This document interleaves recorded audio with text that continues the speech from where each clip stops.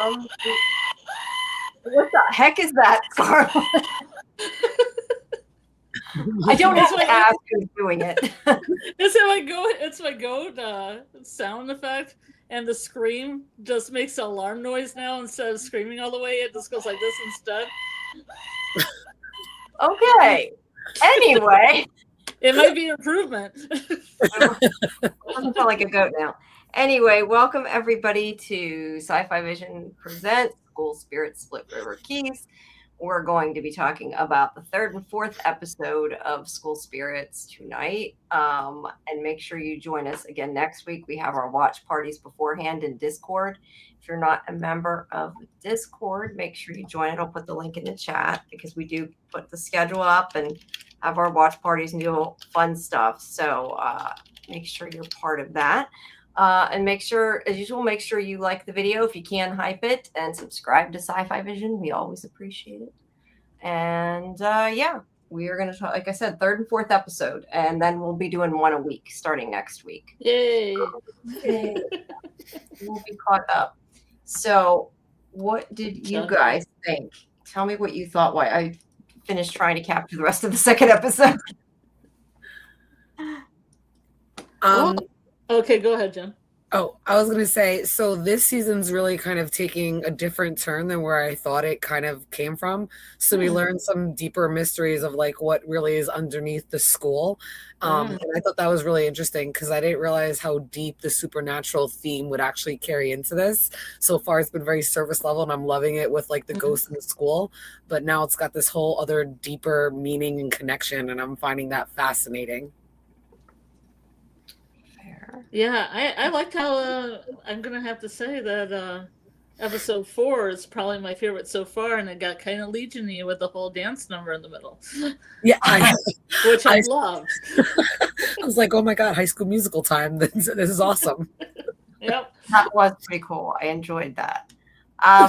And for once, there was like a mushroom trip that didn't result in people like chasing after somebody they think is a stag that's one of their friends and trying to hunt them down. You're funny, but I guess that is true. Well, I mean, usually when people have mushroom trips, like on TV shows, it usually ends up badly, or it starts out good and ends up bad. So this one, I liked it was just like a celebration of Quinn's journey. And yes. And it was nice all the way through. It didn't like get weird at the end or anything or dark. No, it definitely was celebratory. Yes. Yeah, I would agree with that.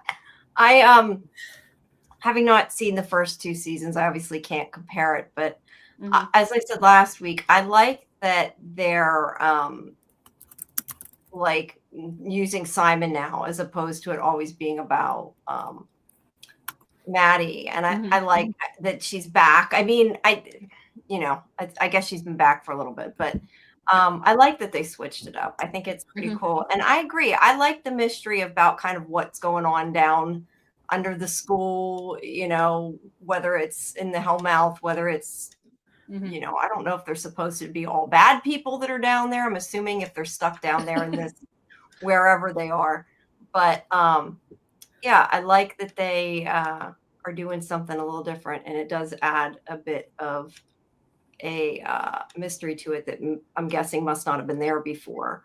I mean, I know there was a mystery obviously about her death, but it was different.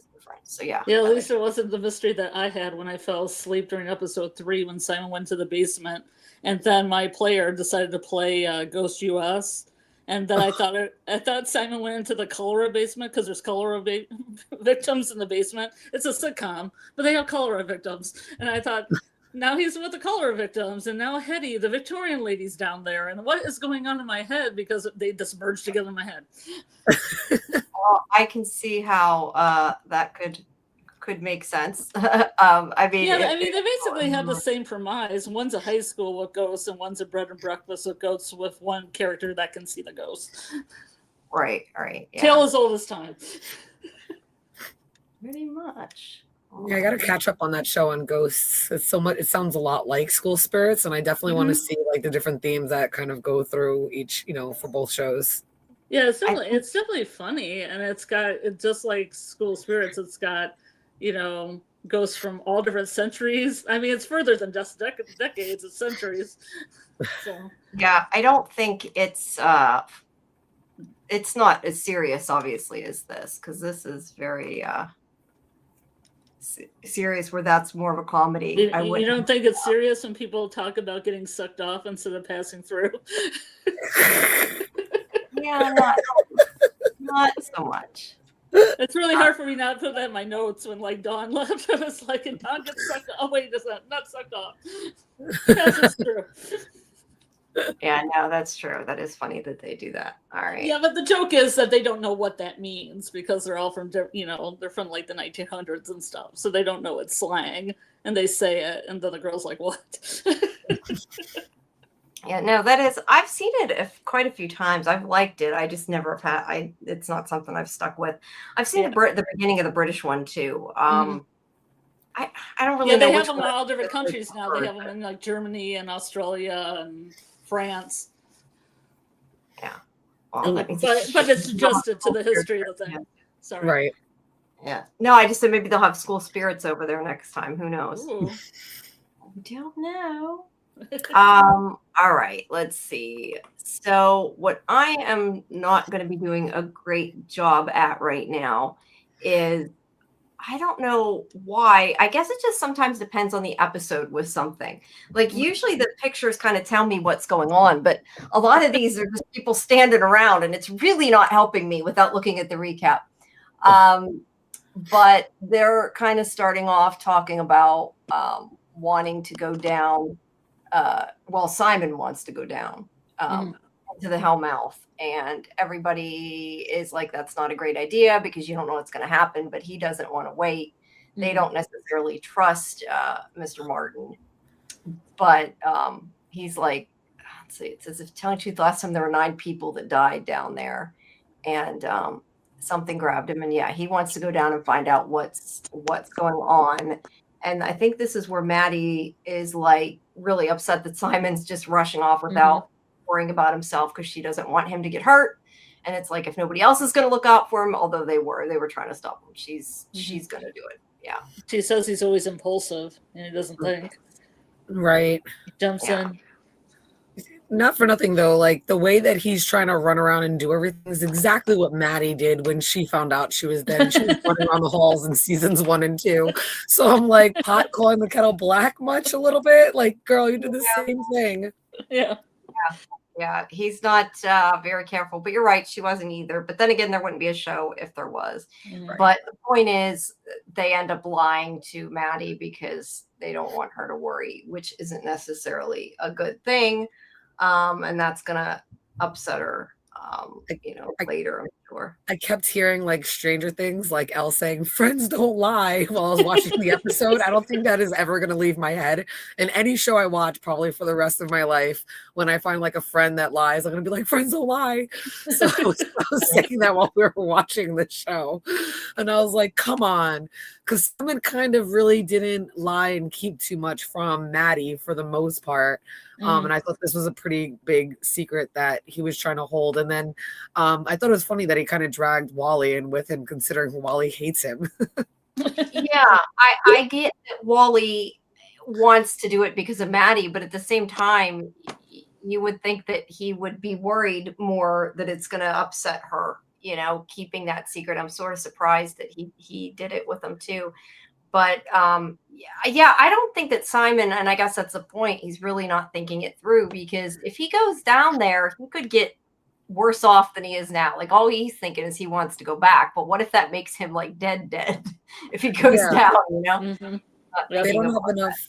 Yeah, they don't have enough answers to figure out like where Simon really is. Like, he's in a different limbo than Maddie was, right? And like in a different level. So they really kind of don't know. And he's just rushing in. And I'm like, you could really alive yourself without even realizing it. Just like walk towards a light that's not meant for you. And I was kind of curious when he was going through the different scars. I'm like, what if you go through this scar and it takes you? Like, that was the first thing I thought. I was like, what if we don't know what's of these? Maybe I kind of wonder if somebody else is going to come up through rather than him getting to go out. I think something else is going to come in. Charles says that this is a fun podcast. I'm glad you're enjoying it, Charles. Oh. Thank you. Great. Got a new viewer, so thank you. Yeah. So Maddie gets, I don't know why I actually took a picture of the phone. I guess that wasn't really necessary. Mom is calling. Hey, I also, like I said, though, if I take it as stuff like that, then I know have the picture. See, this is like, she doesn't even have the picture of her mom in there. Yeah. Right. So they have a really weird dynamic these last couple episodes. She is trying very hard to be too over controlling and protective of Maddie, and they didn't have that role prior to Maddie being like on a lot, or in the ghost rooms from season 1 and 2. So watching her mom act the way she does, I completely understand why Maddie's like mad and frustrated and kind of confused, like, what are you doing? So I think it's different. I feel like, as a mom, and maybe it's like an adult thing, like you always want to try to like compensate for whatever you messed up on, but it always goes too far, right? You always do too much, and that's exactly where Maddie's mom's doing too much. Yeah. Well, I think their dynamic changed a lot when Maddie Janet was around, because Maddie Janet wanted to be with Maddie's mom and do movie nights and do all her work for school at the be within sight. And maybe that comes with some of Maddie's mom's stress level, because she lost her husband, and maybe she wants that control because of all the trauma. Yeah. Yeah. But it makes her dynamic really weird when she came back, because now she thought they were going to be closer, and now they're far apart. So she's kind of pushing the control, and she's kind of pushing independent. Maddie's kind of pushing away independently, like even worse than it was before Jen and Maddie came. Yeah, Jen, her mother's just going to push her away. I just think it's sad because she is trying, but then you find out at the end she hasn't been succeeding. And Maddie didn't. I guess Maddie probably suspected it. And we talked last week about although we weren't sure what it was, now we know, the breath mint. Not a tooth. Somebody else said a tooth. Like, what is that? I'm not the only one that thought it was a tooth, and it was weird. Oh no, yeah. I really, I not that I'm fortunate I don't have alcoholics in my family, but I knew right away. I'm like, oh, she's just trying to cover it up. And then when Maddie said it, on either season or episode 3 or 4, I was like, yes, I knew it. I knew those were breath mints. So it's like she's still drinking. And I mean, I'm not going to knock her. She's been through a lot, like losing her husband, losing Maddie, getting Maddie back. That wasn't really her Maddie. And like, she's going through this whole roller coaster. And it's a really good point what they said at the end of like season, or the beginning of season 3, like, you don't know what your mom went through when she lost her dad to make her be this way. And I think like as much as Maddie got like, was bought that sorry, I'm confusing my words. As much as Maddie was aware of that and said, I'm sorry to their mom, she said it and it kind of went in one ear and out the other for herself, because now she's still ridiculing her mom and kind of going right back into it. And I guess that's that teenage mom-daughter dynamic, but it's sad because you really don't know what the mom's going through. She's just terrified she's going to lose somebody else and be left alone is what it really boils down to. Yeah, I think she, like, especially with Janet Maddie, she got that connection again that she had lost. Right. She just doesn't want to like lose that again. But she is, because Maddie's back. The real Maddie's back. Real Maddie's back. Away, though, with what she's doing. I don't think she's going to solve anything, obviously. Yeah. But she gets red. Yeah. Nothing's changed. So let's see. So she gets home. That's when her mother's, I was thinking she didn't quite make it home, but I guess here she did. When she goes to the hospital, that must have been later. Her mother is, again, like we were saying, upset that she wasn't home, and she just wants her to be safe. But this is where they're talking about her mother says they're going to move. I don't know exactly how much her mother knows since I didn't see those episodes, but she knows something bad has happened to Maddie, and she's blaming, I'm not sure why she's blaming the school, but she's blaming the school, and she's like, we're going to leave. And Maddie's like, we're not leaving. I'll come back if you take me away. I'm going to visit my friends anyway. She's blaming the school because they dumped blood on her too, I think. Oh, yeah. Well, but she sees a little thing and she says it's very bad in the scheme of things with the show. And I think her mom's confused because when it was Janet Maddie did not want to go back to the school, right? She almost convinced her mom to let her be homeschooled. And then when the real came back, she's talking about, I'm going back to school. I think that really kind of threw her mom off. And then she's seeing her, like, Maddie going through all this drama and not understanding what's wrong. And I think she kind of just wants the two of them to be alone somewhere where they can kind of wipe the slate clean and start again, because she is looking for that dynamic that she had with the Janet Maddie. And I think she thinks like, all right, maybe it's school and the friends if I take her away, which is obviously not the right choice, but her mom's just desperate right now. She's trying to find something. So let's see. So she's really trying to mother. She's trying to do mothering and this failing because that ship sailed. Yeah, she's got to do a lot more work, I think, to get Maddie back. So Simon's father is texting him again, and she's just right now kind of texting him back and pretending to be Simon. But I think probably I was not the only one that's worried this is not going to work forever. I mean, I kind of, it annoys me that they seem to not care and they've just let him not be home, because it kind of screwed everything up. But I understand that it was a way to make it make sense, even though it doesn't necessarily work. But if it becomes a problem, then maybe it'll seem a little bit better. But yeah, the fact that they just have let him skip school to go over this girl's house is a little. I was actually surprised when she looked at that. It wasn't like, we've tried to call or something, Yeah, that would not fly in my house. I don't know why. Like, what teens are allowed to just sleep Especially over? You're like senior year, you're getting prepped for college. You just happen to take like 3 weeks off to go see your, newfound, I guess it would be sister from another mister. Yeah, they haven't even met her. So yeah, the thing is too, he could be totally lying and like staying at a girlfriend's house or something. They don't know, but they're not checking very well. They're allowing just the text, but it seems like later maybe this ain't going to keep flying. So at least there's that. And this is so basically the idea with these girls here that Claire and Nicole are talking about is Claire is telling Nicole that she needs to become friends with these cheerleaders and pretend that she's one of them and start talking about her and Maddie. And she thinks that if she does that, then she can find out, what's going on with Livia and get her to stop. I don't know the thing that confuses me a little bit is we already know that she's the one that took the video. They proved that whenever Wally heard it in the bathroom or whatever. So what is it exactly that she's trying to find out at this point? Or is it she thinks she can stop them? Because I think Livia has like dirt on Maddie regarding like the ghost and Simon, and she doesn't want it to blow up and Maddie get expelled or in trouble for it. Am I right, Scarlet? That's what it boils down to.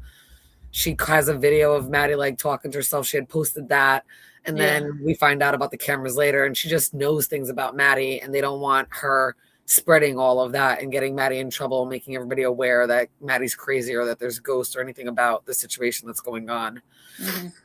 I guess my issue with that is like, that makes sense to me, but I'm not sure how, if she's telling them she's not friends with Maddie anymore and bad mouthing Maddie, that if she goes to them and says, "Oh, I don't want you to post this, that's mean," or, I'm not sure how that's going to stop her from posting anything. That's why I thought maybe there was something else they were trying to find, but they already have their proof. So yeah, the fact that she's telling her she doesn't like Maddie anymore, I'm not sure why that would stop her from doing more things, but I don't know. I thought she wanted access to the house too, like to be invited over for a party or something. I don't know. I thought that just kind of was. That was just kind of like part of the plan.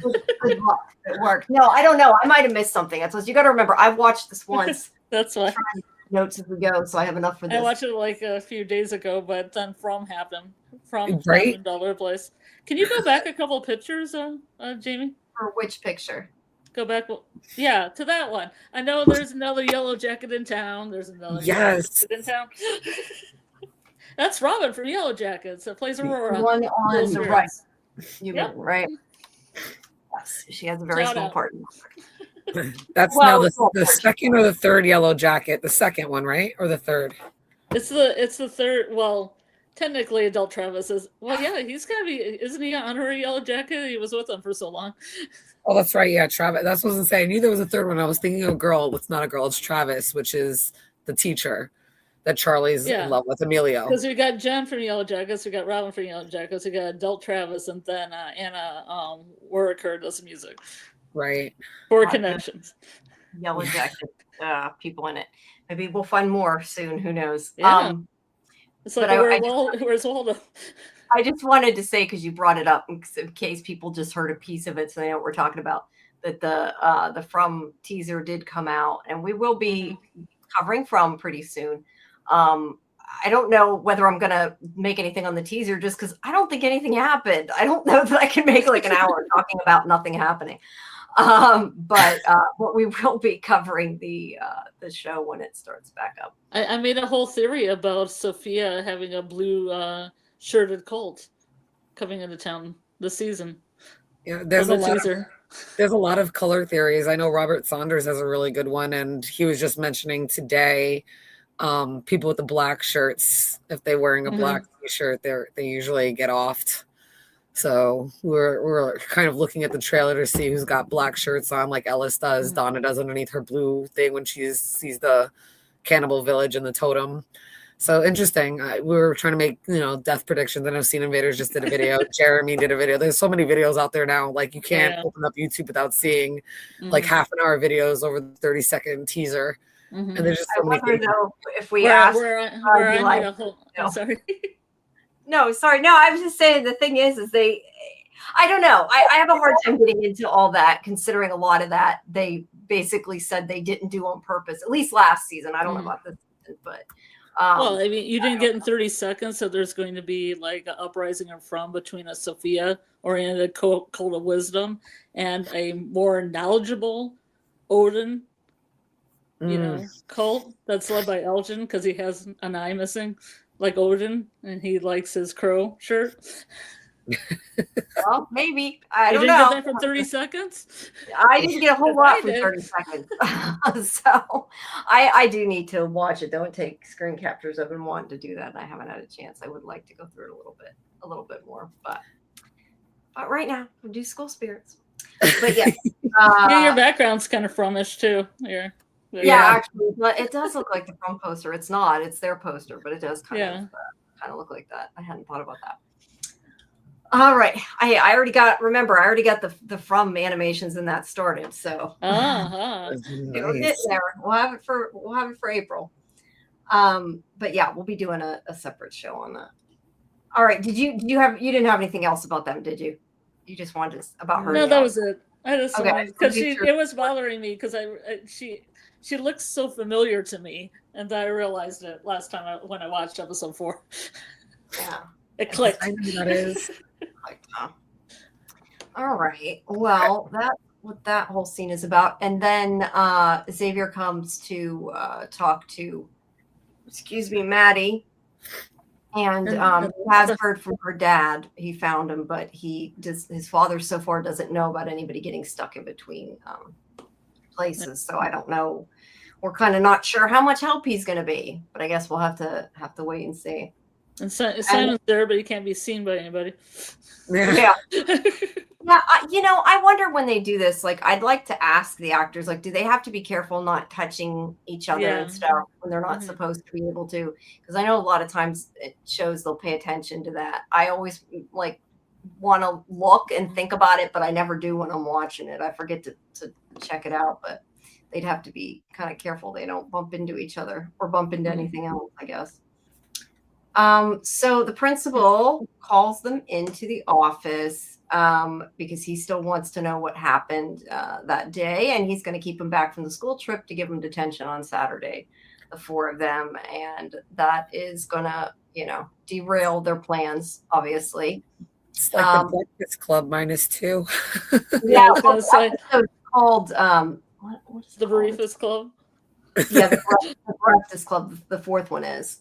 What's the 3rd one called, Jamie? The 3rd one is called. Hold on, I gotta open the page.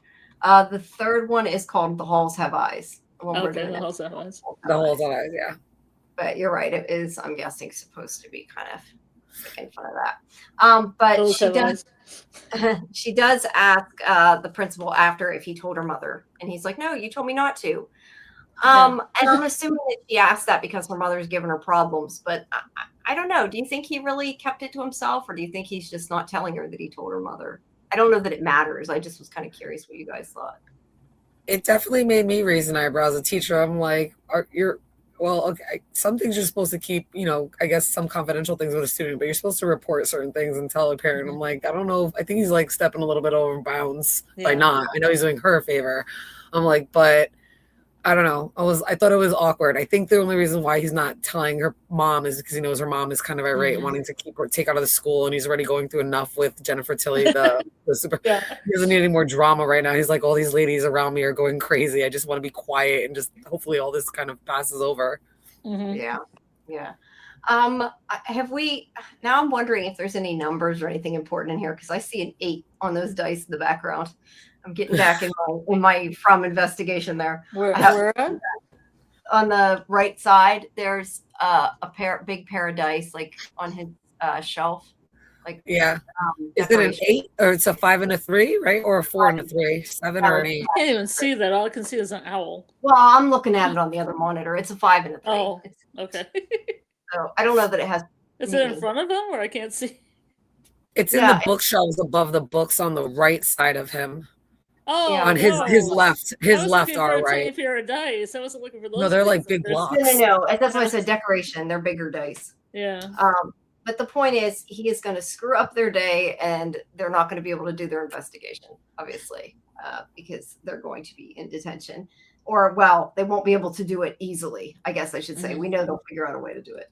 Right. And then we have Yuri here, and Charlie thinks that Yuri has been avoiding him, and he's now ready to talk. Charlie is, we got to talk about this. Charlie's making everything about him. He even says this later. He realizes it. He's still kind of he was upset originally because he thought Yuri was checking out an alive person. Somebody who looks suspiciously like himself, which is kind of weird. Oh, yeah. But he didn't he thought he was checking him out, so he was jealous about that. And then Yuri told him, it could be my grandson. No, seriously, it could be my grandson. And so I guess that kind of threw Charlie off, and he wants to know more about it. And whenever Yuri tells him, he could have gotten somebody pregnant, he thought that he did. They called him and said that they were in trouble, which meant pregnant back then. And the girl was trying to decide whether or not to keep it. And he was supposed to meet her, but that was when he died because he freaked out and had an anxiety attack that triggered his asthma. So he never got to find out what happened. But Charlie, all he hears is, you had a lot of sex. And you won't want me. And he's like, well, that was a mistake, right? He's like, you're not still into women, are you? And are into girls too. And he's like, why does that matter? That has nothing to do with this. This happened a long time ago. And he tells him, it doesn't matter whether I like girls or not. You're the person that I'm with. Right. Which, it's like Charlie doesn't trust him. And I get it from his point of view. He feels, I don't know, inadequate. He doesn't have enough self-esteem, I guess. But I can see from Yuri's point of view, too, that he's not trusting him. So that kind of pisses Yuri off. And he, Charlie basically says to him that thinks he's with him just because there's nobody else. And he's like, that's not why. And then he also, when he doesn't, I guess he has a problem with the fact he's had a lot of sex because he hasn't had a lot. So he's like, he feels inadequate, and he's just trying to get into a fight, and I don't know why, because he has low self-esteem. Yeah, you can almost see their age divide, right? Charlie still acts very much like he's in high school, and even though Yuri technically was in high school, he's a much older soul. Considering that he has either bisexual or homosexual tendencies, that wasn't really spoken about back then. And a lot of those men did go on to get married and have kids, even though they had. So that was very normal for Yuri's time period. But in the next decade after that, it kind of wasn't a thing for Charlie at that age. So you can kind of really see this is Charlie's first love. For Yuri, even if it is, he's already experienced things that he doesn't That's act second love. So attached. Yeah, that's Charlie's second love. That's true. But Amelia was his first. Yeah, but he doesn't feel he's worried that he's not worthy of Yuri. But either way, he's like I said, I kind of get it, but he's pissing Yuri off. And he understands it, but he's a little mad because he's making it all about him, and that's not what this was about. And he does make a point too, though, that he should get to see Yuri's scar because he got to see his. I don't think it's at this point when he admits he hadn't gone into the scar. I think that's later. I think so too. I think it's a little later. Yeah, so Yuri hasn't even seen his own scar, so he's like, "How can I let you see it?" Right? Yeah, you can just really see the insecurity on Charlie too because of that, right? 'Cause he's seen his own scar, he's been so vulnerable, and he feels like he still doesn't know that much about Yuri. So like these surprises to Charlie, for Yuri, it's just part of his life that's coming out, but for Charlie, they're like huge, big details that in the big picture really don't matter, but to somebody just finding out that still has a younger mindset, it matters because they think that this is their only world. Well, he also felt exposed, I think, from him seeing his scar. But to Yuri, I get it. It's kind of like almost saying it's not fair, because he is acting like a teenager. He's been around a while now. You think that he would have maybe grown out of some of that, but maybe not. But yeah, either way, they're kind of at a disconnect at this point. But thankfully, by the next episode, Charlie has realized sort of why he was not happy with it.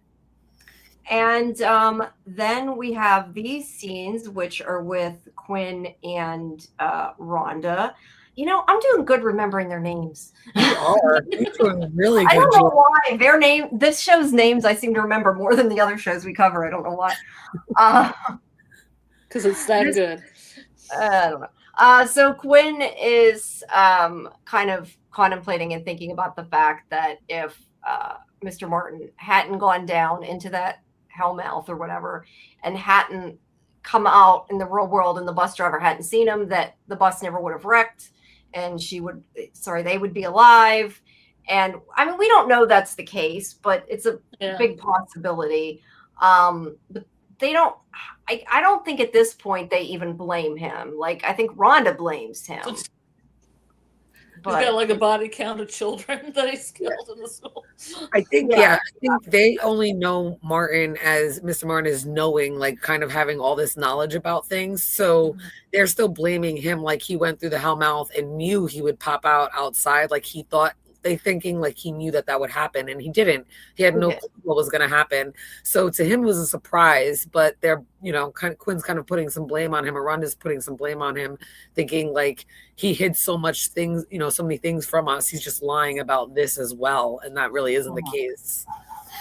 Do you think that it makes a difference that again, I know they've all been around a while, but I mean, he's technically older. He's the teacher. He's the one that's supposed to be in charge and know things. And like, I wonder if they look at him different because he is, and they expect him to take care of things and to not let bad things happen. Does that make sense the way I'm saying that? Like, I kind of wonder. He's like the adult figure to them. So of course they looked to him for answers, and they did for decades.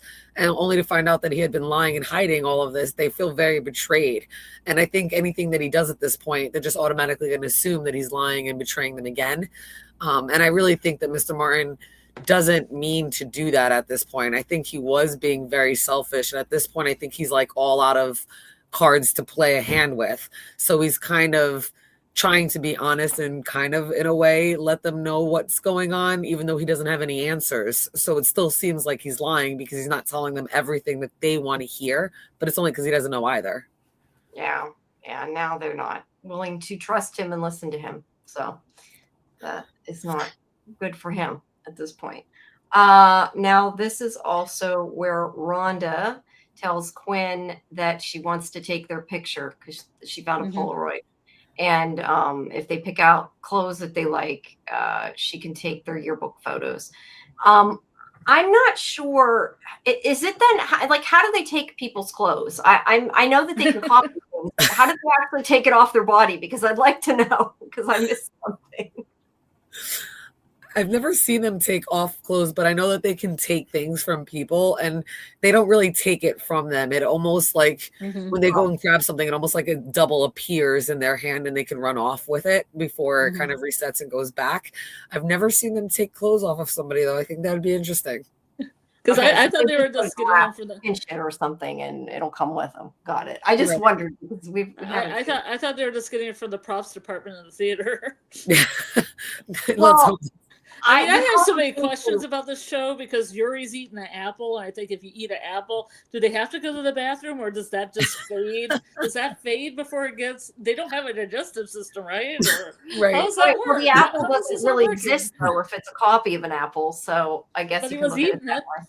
Does he Yeah, he taste was. it? Maybe it's more like in their head because it's not real. I don't know. I don't know. Well, even with the picture, I was like, when you take a picture of ghosts, at least for us, like they come out like orbs if you can catch something like that. I'm like, or kind of like a vampire, they shouldn't have a reflection.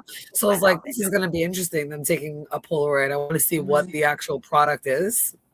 Yeah, that would have been really shitty if they went through getting like a whole outfit together and had it all perfect, and then they took the picture.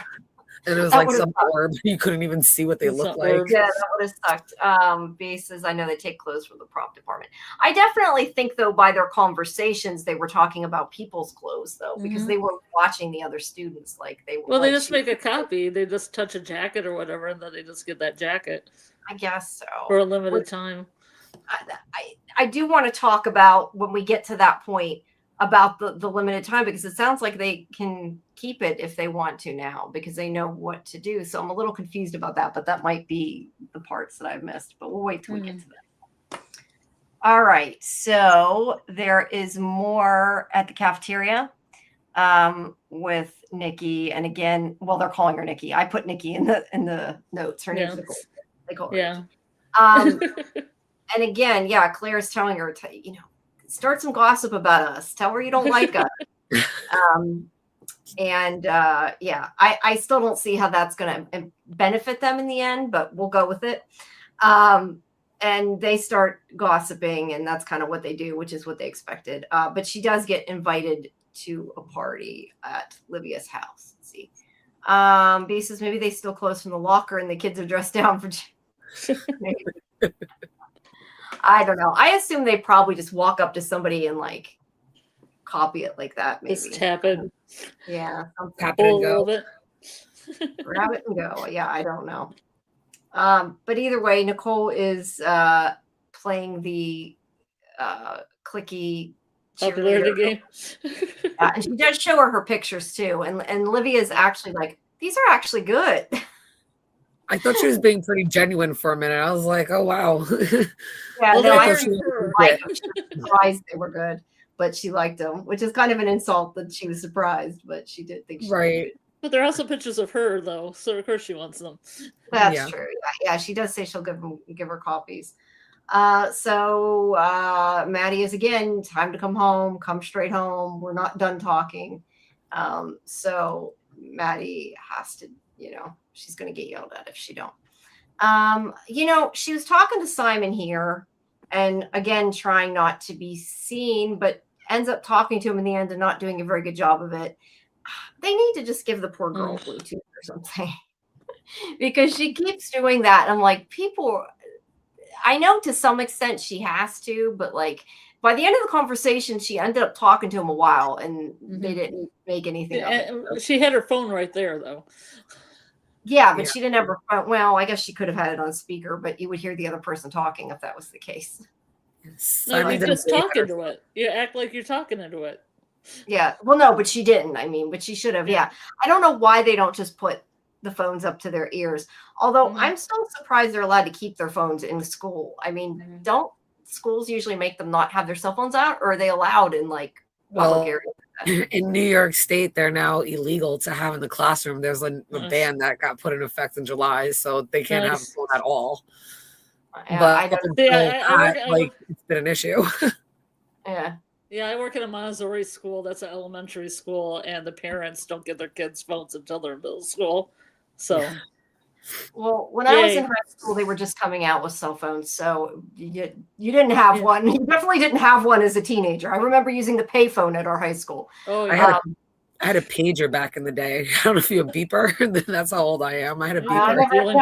People had beepers around when I was in high school, but I never had one. But I do remember using the payphone. But yeah, I don't know that they would be allowed to just carry them around in between classes. But I guess maybe it depends on the school. I don't know. But whether they normally would be allowed or not, I feel like the story could use it as a way to hide it a little bit. Mm-hmm. You know, like at least try to Yeah, hide try. it.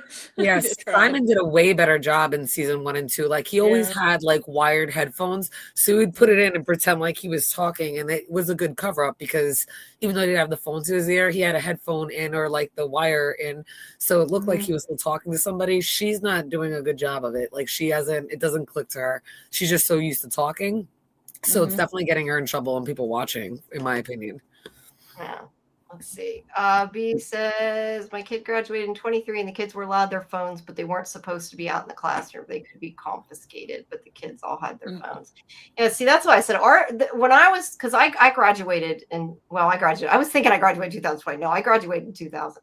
But yeah, they were just coming out. Teens didn't have their own phones. We had one, like a family phone, but we didn't have, I did not have a phone, that's for sure. But rules will change as things happen like that. All right, so Mr. Martin is cleaning the rock now. This is what, like a memorial to the bus crash, I guess? Yes. Okay. Yeah, he is cleaning it over and over again, even though it comes right back. It makes him feel better. And let's see, Wally talks to him a bit about how Janet didn't want to leave, and they have nobody. He's basically like, you're all we need you to help us, is kind of what this conversation is. Because he does say, well, how are we going to figure it out? And he says, you can do it. Which Wally doesn't have a reason to know these things. So yeah, Wally's still looking to him for guidance. And at least, by the end of these episodes, he does try to help him again. Whether they continue to listen to his help is another issue, but hopefully they will try to listen. And there he is there. And then, and if I'm going too fast or too slow or whatever, guys, just, let me know. Yeah. So then at the morgue, Xavier does talk to Dave right there, who is Maddie's dad, a very young Maddie's dad. This is when she was younger. Because he was supposed to have died when she was how old? I'm gonna say 9, 7? Or 10, yeah. It was like 9 or 10. Yeah. Okay, and he's supposed to be what, like 16, 17? Right. I think she's 17. They're 17 right now. Okay. So this is maybe like 8 years ago or something. I just was thinking, like, I don't know that the age really aligns with his age and her mother's age. Like, I get this would be like 8 years ago, but he looks like he would be a lot younger than her mother would have been that many years ago, but I don't know. Yeah, she's not aging well compared to him, that's for sure. How old is this actor? I'll have to look up this actor's age. I didn't even think to look it up. We could do that. Maybe he just looks really good for his age, right? Maybe he died when she was younger than what we're thinking too. Maybe, but I was thinking that too. That's why I asked. Because he made her a dollhouse. So what's dollhouse age? Right, and so that would probably be more like 7 than 9. I would go with 7. And he gave her that necklace. That's probably like right around 7, or I would say that would make more sense. And then it's been like a decade that he's passed. Yeah, I don't know. His internet database page doesn't tell. I'd have to really look. But yeah, I don't know though. Even a decade, they were. I would say that would mean that he was a lot older than he looks, but if it matched what they're saying, but it doesn't matter. It just what I just realized and was saying he looked really young. Was my point. He looks really young for his does. So the actor plays him, right? You look young. You look young, yeah. All right. So then Simon is I didn't go what the conversation was. I guess I had the answer right here. I'm reading the note. It says he's been seeing Maddie since she was 9. So I already had the answer right there, and I just didn't know. Yeah, 9. I remembered 9 from something I'd seen. That's probably but he's afraid that he'll disappoint her because he's like, before all he had to do was fix her bike, and she was happy. But I think that she would be happy no matter what. I mean, she hasn't seen him in how many years, right? Right. So he has nothing to worry about. All right. Simon tries to get Wally again to help him go down into what we're calling the Hellmouth. And he's like, her mom's trying to make her leave. Sorry, what? We're just calling it Hellmouth because of Buffy the Vampire Slayer. I didn't watch Buffy, but I know what that is, and we called it that when we were talking about a different show. So yeah. What did Wally call it? The swamp hole or something? I thought that was the swamp hole. I was like, it's like a little puddle of water. It's not a swamp. You're so exaggerating. Yeah, he said he got pulled into the swamp. He did say that. Yeah. Let's see. V says drinking alcoholically will age a person. Her mom has been doing that for about a decade, so I could see her looking way older than she is. That's true. I'm just going by that actor looks a lot younger than. Not that the actress looks really old or anything. Don't get me wrong. I don't want to make it sound like I'm saying the wrong thing. It's just that guy looks really young. He doesn't look well. Then again, to be fair, these ones that are playing teenagers are probably in their 20s. That's probably a weird. My point is, he really doesn't necessarily look old enough to have her as a daughter. Is kind of my point. No, now that you have Simon's picture up on the screen, actually, they don't look that far apart, Simon and the dad, right? Like, because that's kind of my point. Like that guy, I don't know. I mean, that guy could be in his early 30s, but he looks like he could be in his 20s. It's just hard to tell. But these kids are probably in their 20s. Because that's what I think is funny, too, when we're watching it. I'm thinking, like, that teacher, the kids look just as old as the teacher. Yes. So I'm not sure if the kids look old or the teacher looks young. But to me, they look about the same age. But I guess when you get older, everybody looks young. Because I noticed that. I was having a conversation with somebody the other day, and I'm always saying the kids. And I'm like, oh, well, he's not really a kid. He's like 30, but he's younger than me. So I'm calling him a kid, So that's funny. But yeah, I don't know. They all look younger to me. But anyway, Simon is trying to talk Wally into helping him because he is telling him that, Maddie's mother's going to make her leave, and he knows he won't want him to do that. So he thinks that maybe that will be a reason that will push him there. But Wally, is smart and does say if anything happens to you, she's going to be pissed at both of us, which is true. Not going to work out well. And then here's his list of reasons to go or not go. We could lower the veil for go. We could lower the veil, running out of options, could save Simon, could solve why we're stuck. Mr. Martin could be something. Janet probably would, and it's cut off. And then don't go too dangerous. Maddie might be mad. Simon dies for real. Sad face. So, he's not sure what to do. Of course, he does end up helping him in the end. So. But that is his reasoning. I like that he's just sitting in the classroom.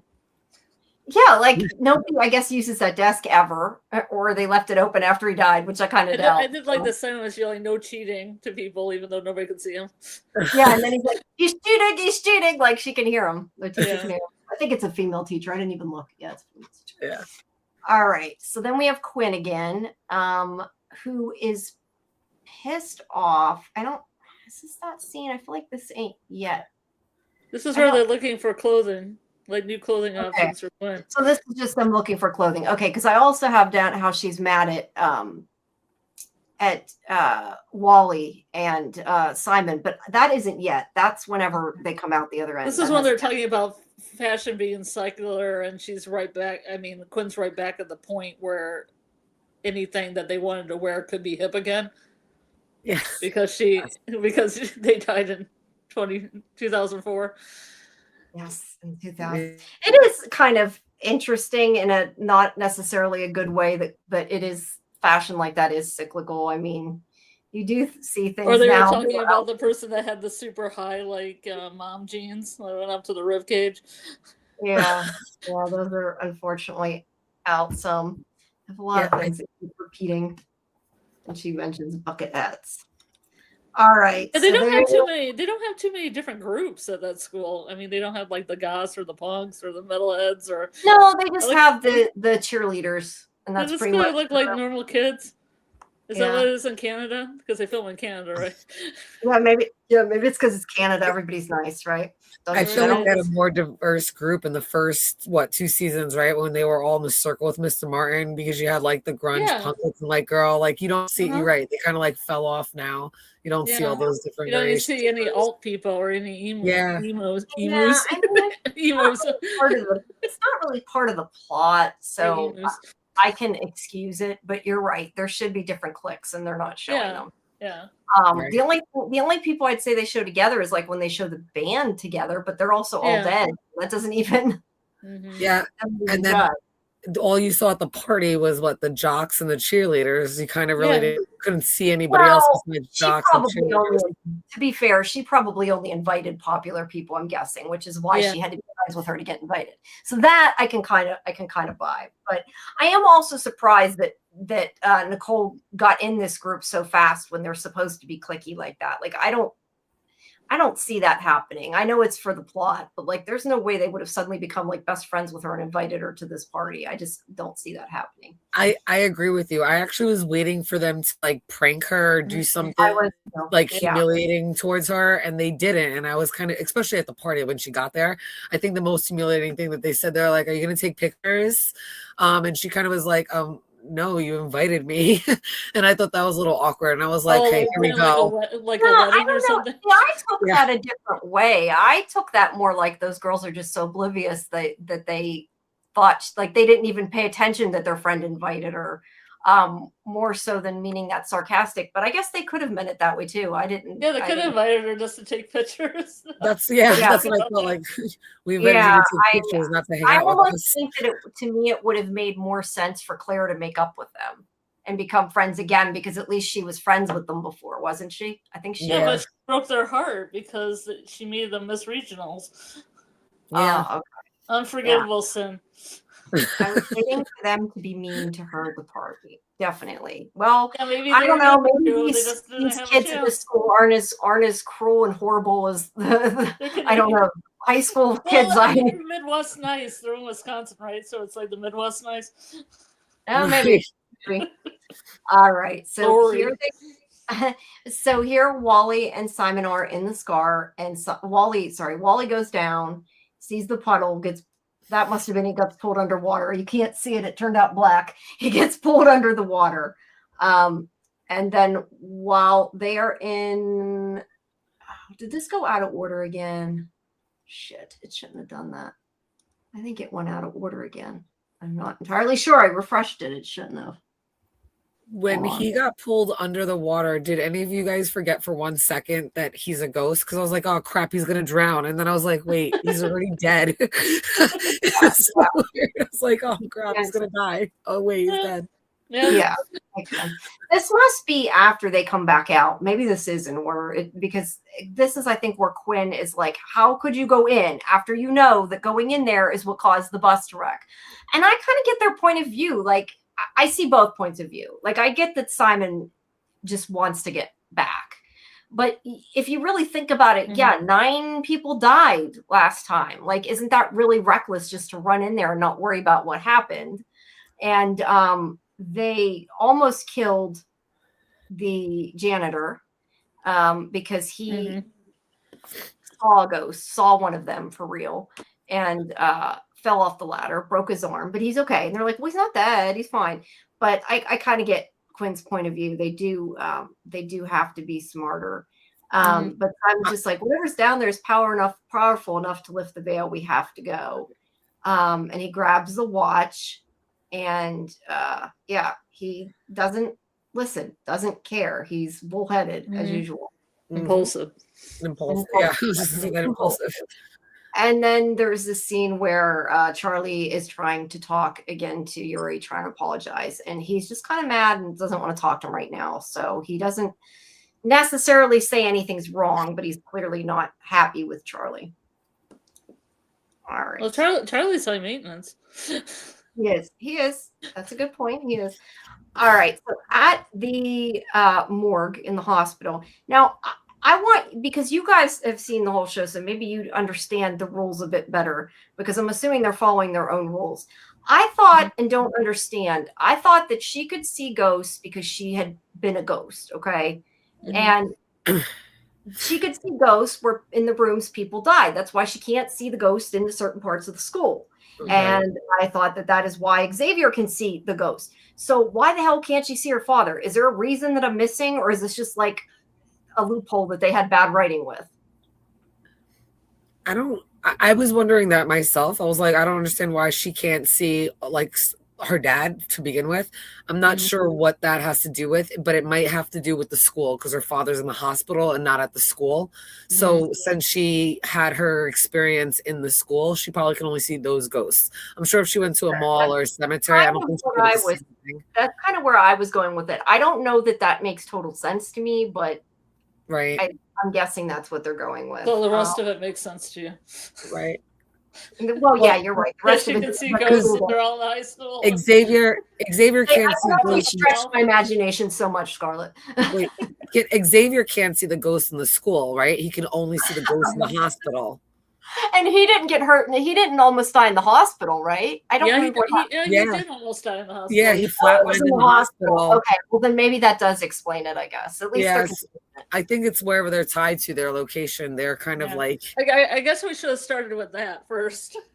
Yeah. Okay. So they're consistent. No, he can't. Yeah, Beehive, he can't. They're consistent with their plot holes. Yes, you're right. It's not a plot hole.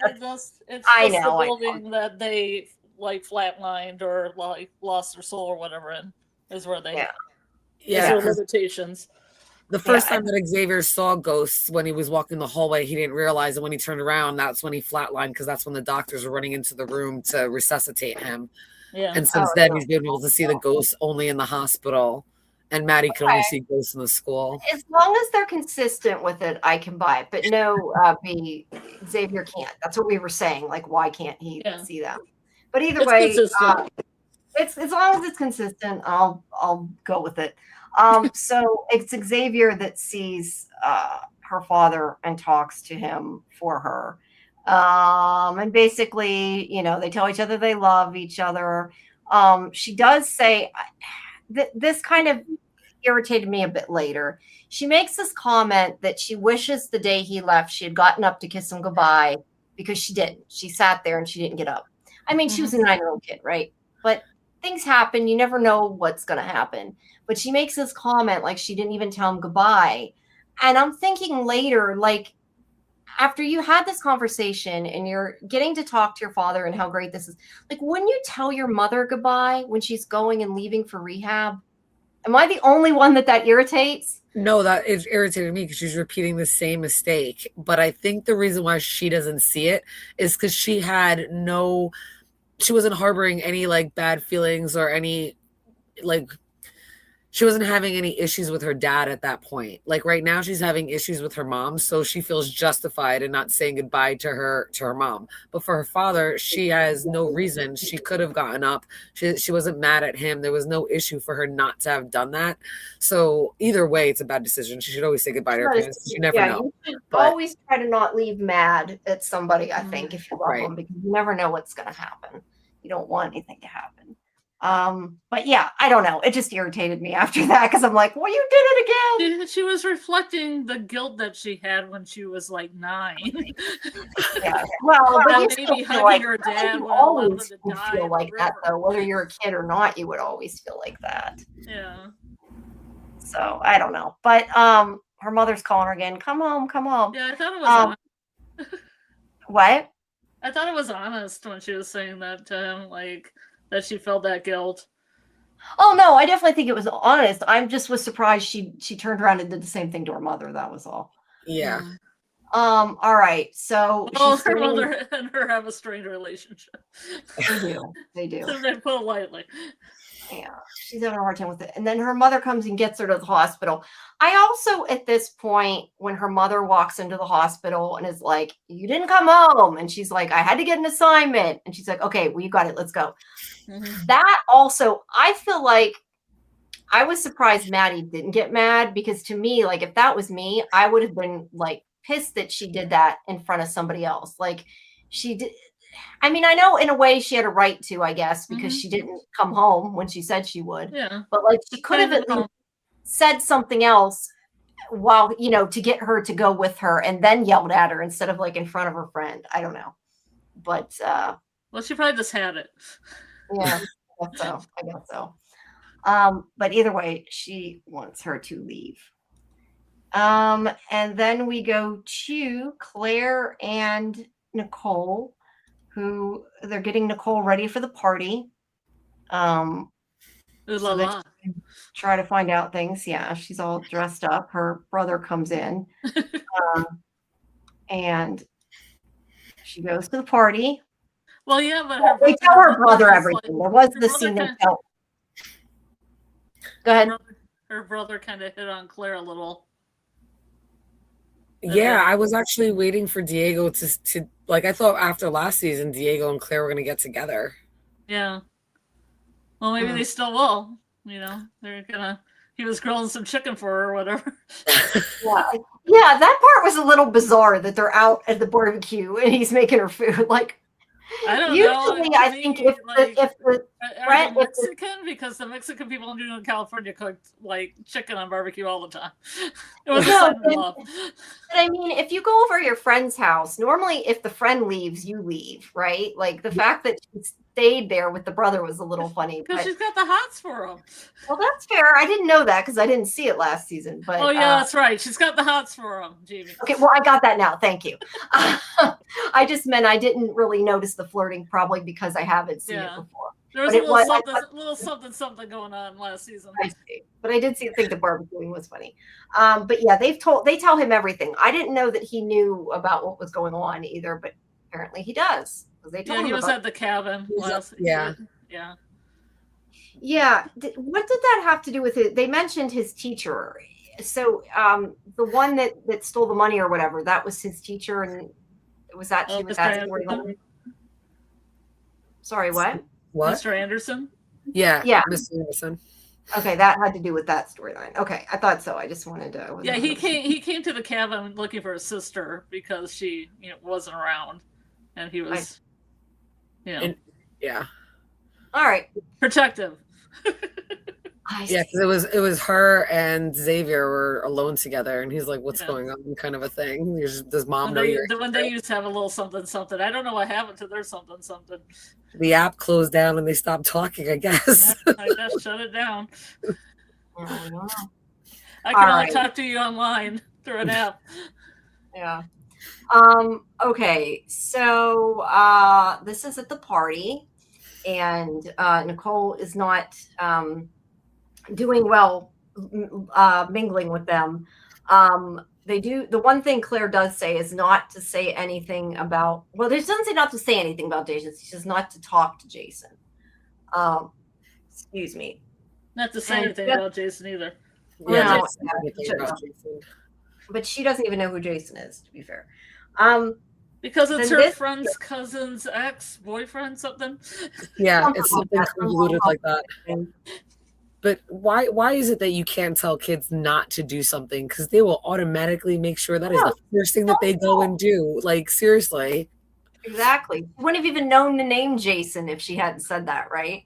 Right. And I think because she was assuming that this guy that you have on the screen now was talking to her, she assumed that he was Jason. And I was like, oh, girl, you should have just gotten his name. Like, you just messed that up. Yeah. Should have asked. Thank you. You know what assume means, you know? We can ask that you and me. So this guy apparently likes Nicole. Oh, yeah. The only thing is Nicole's getting drunk because Nicole grabbed like 3 cups. I was thinking when she's drinking that probably has alcohol in it, and she's like chugging it down. And apparently has never had a hangover, never been drunk. I don't know if she's a party. Yeah, this is the first party, right? Yeah. I guess so. I don't know. She's like a kid. Yeah, but she's drinking it down a little too fast and getting a little dizzy and everything. Long Island iced tea in it. Yeah, she does say it's Long Island iced tea, although I think it smells. I think it was a punch. But this guy does talk to her and he says something about, I didn't understand this, and I was going to ask you guys because he was saying she was on the news interviewing people. What was that about? I mean, I guess she's school news. School right. news. She does like the morning school news thing. Okay. That makes more sense. I wondered. I was like, what is they talking about?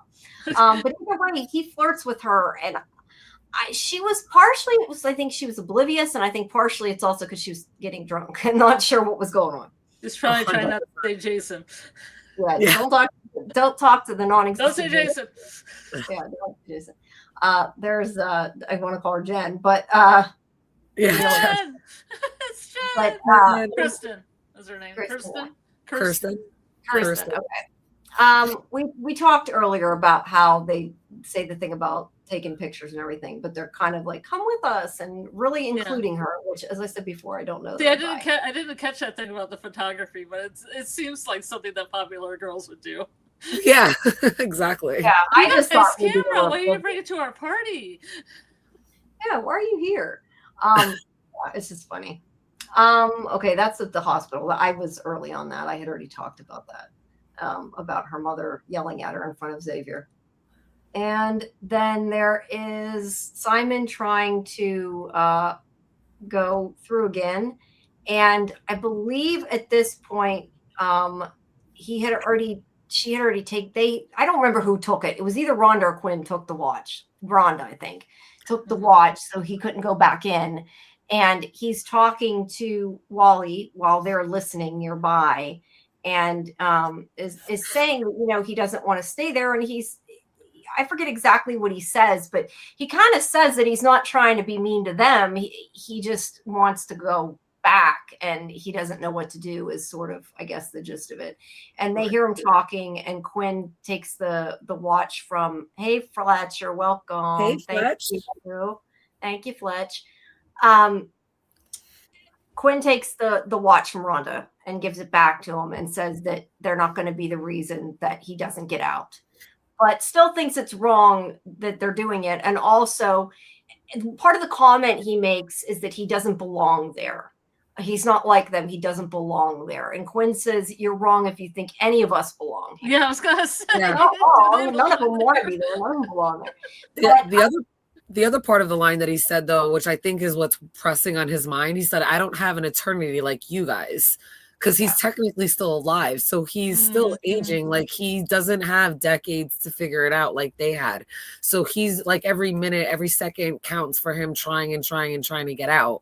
So he sees it from a different perspective. Like, they're dead. And they don't belong there. Sorry, but scared the shit out of me when you did that. Your speaker made a noise or something, and I jumped. Sorry. Go ahead. Sorry. So they definitely have a different perspective, because he's, they're dead, and Quinn's right, none of them deserve to be there, and obviously there's something more that's going on there, but he just thinks, I need to get out, because if not, I'm gonna die in this like ghost world. Yeah. And Quinn's kind of like, I get that, but at the same time, we don't want to be here any more than you do, is kind of what that conversation is like. Cool your jets. Yeah, clear jets. Yeah. They do give him the watch, so he can go in now that he has the watch.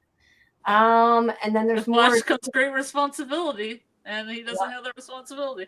Knowledge comes with a cost. Knowledge comes with a cost. Comes with a cost. Not careful enough.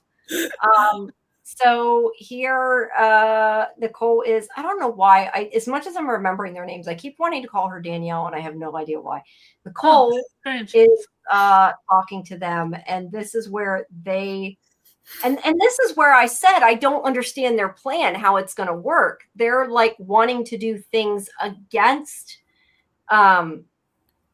Maddie, and it's kind of Nicole's fault, because she's like, oh, I don't like Maddie anymore, because they're really rude too. They're like, oh, I'm sorry, we're ignoring you, but you must be used to being ignored. I know a person who is just like them, that makes those kind of backhanded comments. Yeah. That make you want to slap them when they say something. I was gonna say, how do you deal? I'd be like, shut up. I know them online, so I can't slap them. Let's put it that way. So anyway, they want her to tell them what really happened with Maddie, because they're like, well, you were her best friend, you must really know what happened.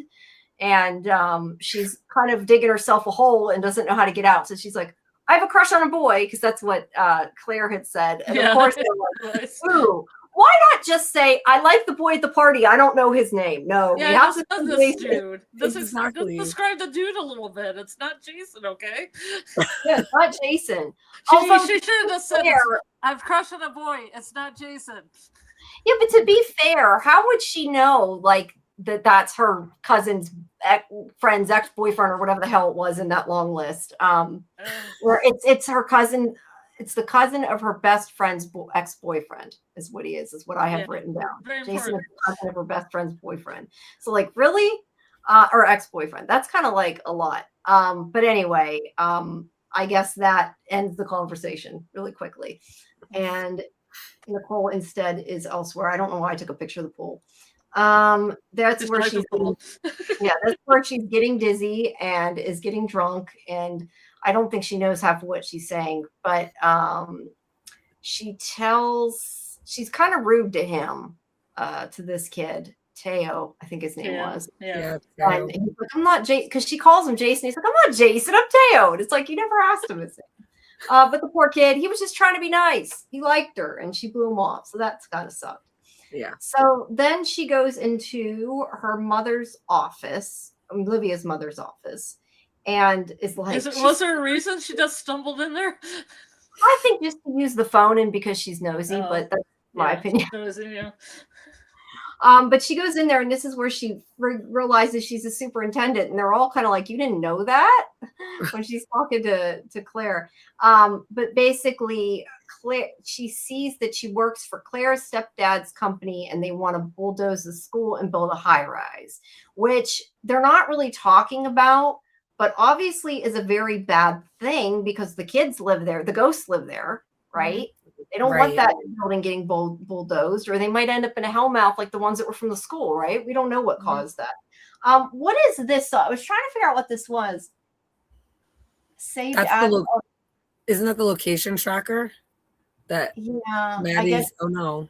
Oh, that's her mother looking at. Okay, yeah, that's the location tracker that her mom has. Yeah, but I thought that was Nicole. Yeah, that's the desk in front of Nicole. Why does Nicole have it? Maybe she's looking up directions to Maddie's house. I don't know. It might just be she's getting directions. But either way, she's heading to Maddie's house. And this is, let's see. I don't know exactly what was in this scene. I don't know if this is a scene they argue or not. I guess not, because it didn't have, that's when she comes in. I think they argue the next morning. So Nicole comes and she's drunk. And this, of course, is not necessarily a good thing for her mother. But her mother tells her to come in and, sleep it off, I guess, is kind of the idea. And then Quinn talks to Martin, asks about why they chose the rock as a memorial. And he says it's a desperate attempt to make something better that they can't. But Quinn is really kind of the mature one, and is like, even if everything happened the way you said it did, it wasn't your fault. You didn't do it on purpose. You didn't cause it. And sometimes bad things just happen. So Quinn has forgiven him. I don't know that Quinn was ever super mad at him, but they've forgiven him. Mm-hmm. So that's something. And that's, makes Quinn not sad. So that's not necessarily a bad thing. I wonder if they need to forgive and let go of certain things before they can cross over. Oh, sure. When that scene came up, I'm like, oh, I wonder if that means that Quinn's going to eventually cross in like the next couple episodes or at some point this season, just because she's getting things done that she didn't get to do. And, she's kind of like clearing things up and kind of putting things right. I don't think her intention is to go through the scar and kind of cross over, but she's definitely making it possible for her to do so. Yeah, I wondered the same thing. I did wonder the same thing. All right. So then we have Simon and Wally going to go down. And meanwhile, this is where Rhonda, I'm going too much for my notes. That's why it's taking so long. Excuse me. Rhonda and Quinn talking about the pictures. And Quinn's like, I'm happy in the outfit I'm in. I don't want different clothes. These fit me. These are me. And this is where Rhonda tells her the story of how she came to feel comfortable in her own skin. At this, or how she stole the Beatnik's clothes. I think she stole this girl's outfit. Yeah, that's the impression I got, that she took that girl's outfit. What do you mean? This wasn't her style. She took her personal style. She came in looking like that, and she saw the Beatnik girl playing the guitar, and she's like, I want to be that. She kind of single white femaled it. I thought you meant. I couldn't figure out what you meant. Not this rope to get through her like a ghost, but like. No, that's why I thought you meant like the style she has there, and I was going to say that's her. I was so confused with what you're saying. I get what you're saying now. You're right. She kind of took her style a little bit. Or completely. Or completely, okay. But yeah, she talks to this girl, and the girl says, you can do and be whatever you want. Don't let people hold you back. And I don't know whether that girl was supposed to be gay or not, that she took part of it from there. But at this point, either way, as she's talking to this girl, I guess I took it to mean that she realized who she really was, and that I guess she was into her. I'm assuming she realized. Yeah. Yeah, that's what I got. I got the same feeling. I'm like, I guess that's how she figured out who she was. I feel things. Yeah, that is what I got. But either way, she's like, this is how I became who I was and felt comfortable. I just wanted the same thing for you. And I don't care what you dress like. You look great. You're fine. So they're like, okay. And they take the picture, and surprise, surprise, they can't take a picture. Which I don't. Not even orbs. Not even orbs. Yeah, I thought it was gonna be orbs. Nothing. Just like they took a picture of the couch. The fact that they can even take a picture is surprising, but it doesn't take it of anything.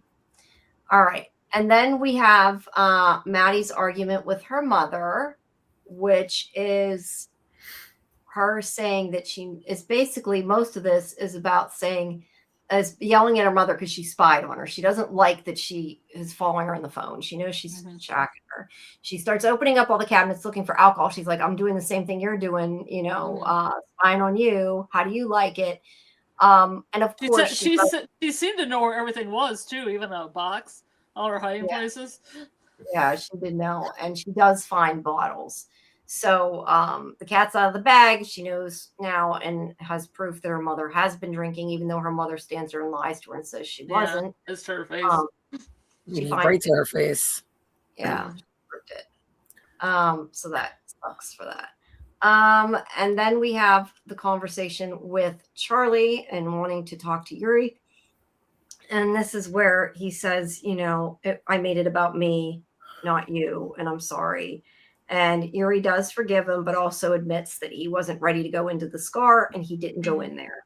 And then Charlie, who just got done apologizing, and throws it back in his face and is like, "You didn't even try." And of course, that did not sit well with Yuri, who is now mad at him again and took off, which I don't blame him. You just gotta know when to, slow your roll. Right. Yeah, you should have shut up when he was ahead. Yep. Right. So Maddie's mother is going to detox, is the point. She's going to check in somewhere. Maddie is going to be there alone. And hopefully her mother will get clean this time. But as she says later, she's done this before and it's not worked. So we'll have to see. And I don't know if I have a picture. I don't think I have a picture of it, but I think that's where Xavier shows up, isn't it? Well, yeah. And says, do you either that or it's the very beginning of the next episode, but asks if she needs somebody to stay with her. And she tells him no, she's fine. And she's really not. And then Simon uses a rope to tie himself up to go down into the hellmouth, but something breaks that rope, like a spark. The lightning, perhaps? Oh, yeah, maybe lightning. Yeah, maybe. That would make sense with that kid's story. That would make sense. But his flashlight goes off and he is alone down there. And that is where it ends because he sees somebody. It seems like a person in the distance. That's all we see. It's like there's a figure. Oh, shit. Yeah, oh shit. It's an oh shit moment. Yeah. No shit moment. That is where it ends. Now, let me get open the next one. Oops. Hold on. I'll switch episodes. That's the end of the third episode.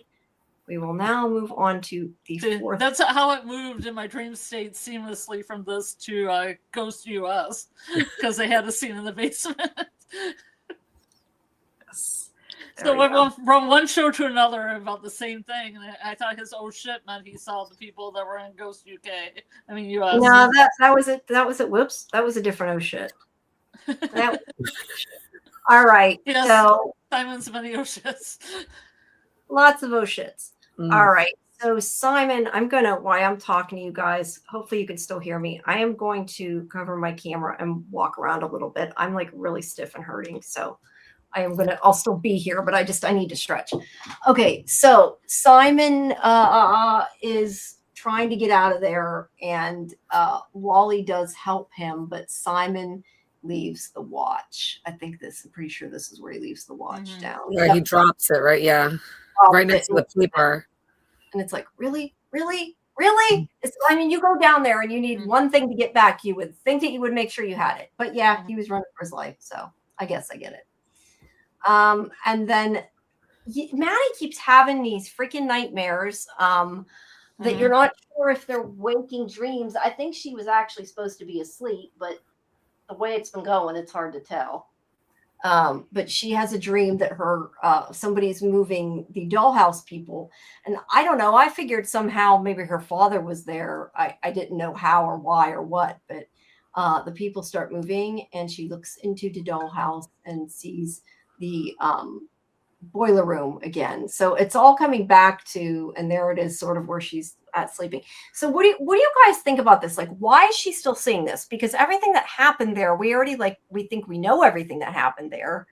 So I'm kind of at a loss to understand what this is supposed to mean. And I know we're not supposed to know. I'm just curious what you guys think about that.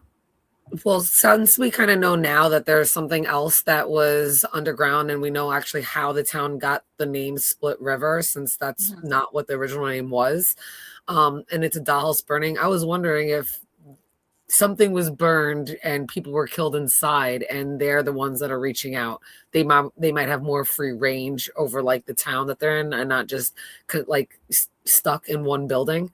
That was the only thing I can think of that was. I'm like, I think she might be seeing flashbacks because maybe they want her to remember, since she's also digging into what's going on. Maybe. I thought she had some maybe emotional or spiritual residue from getting back to her body.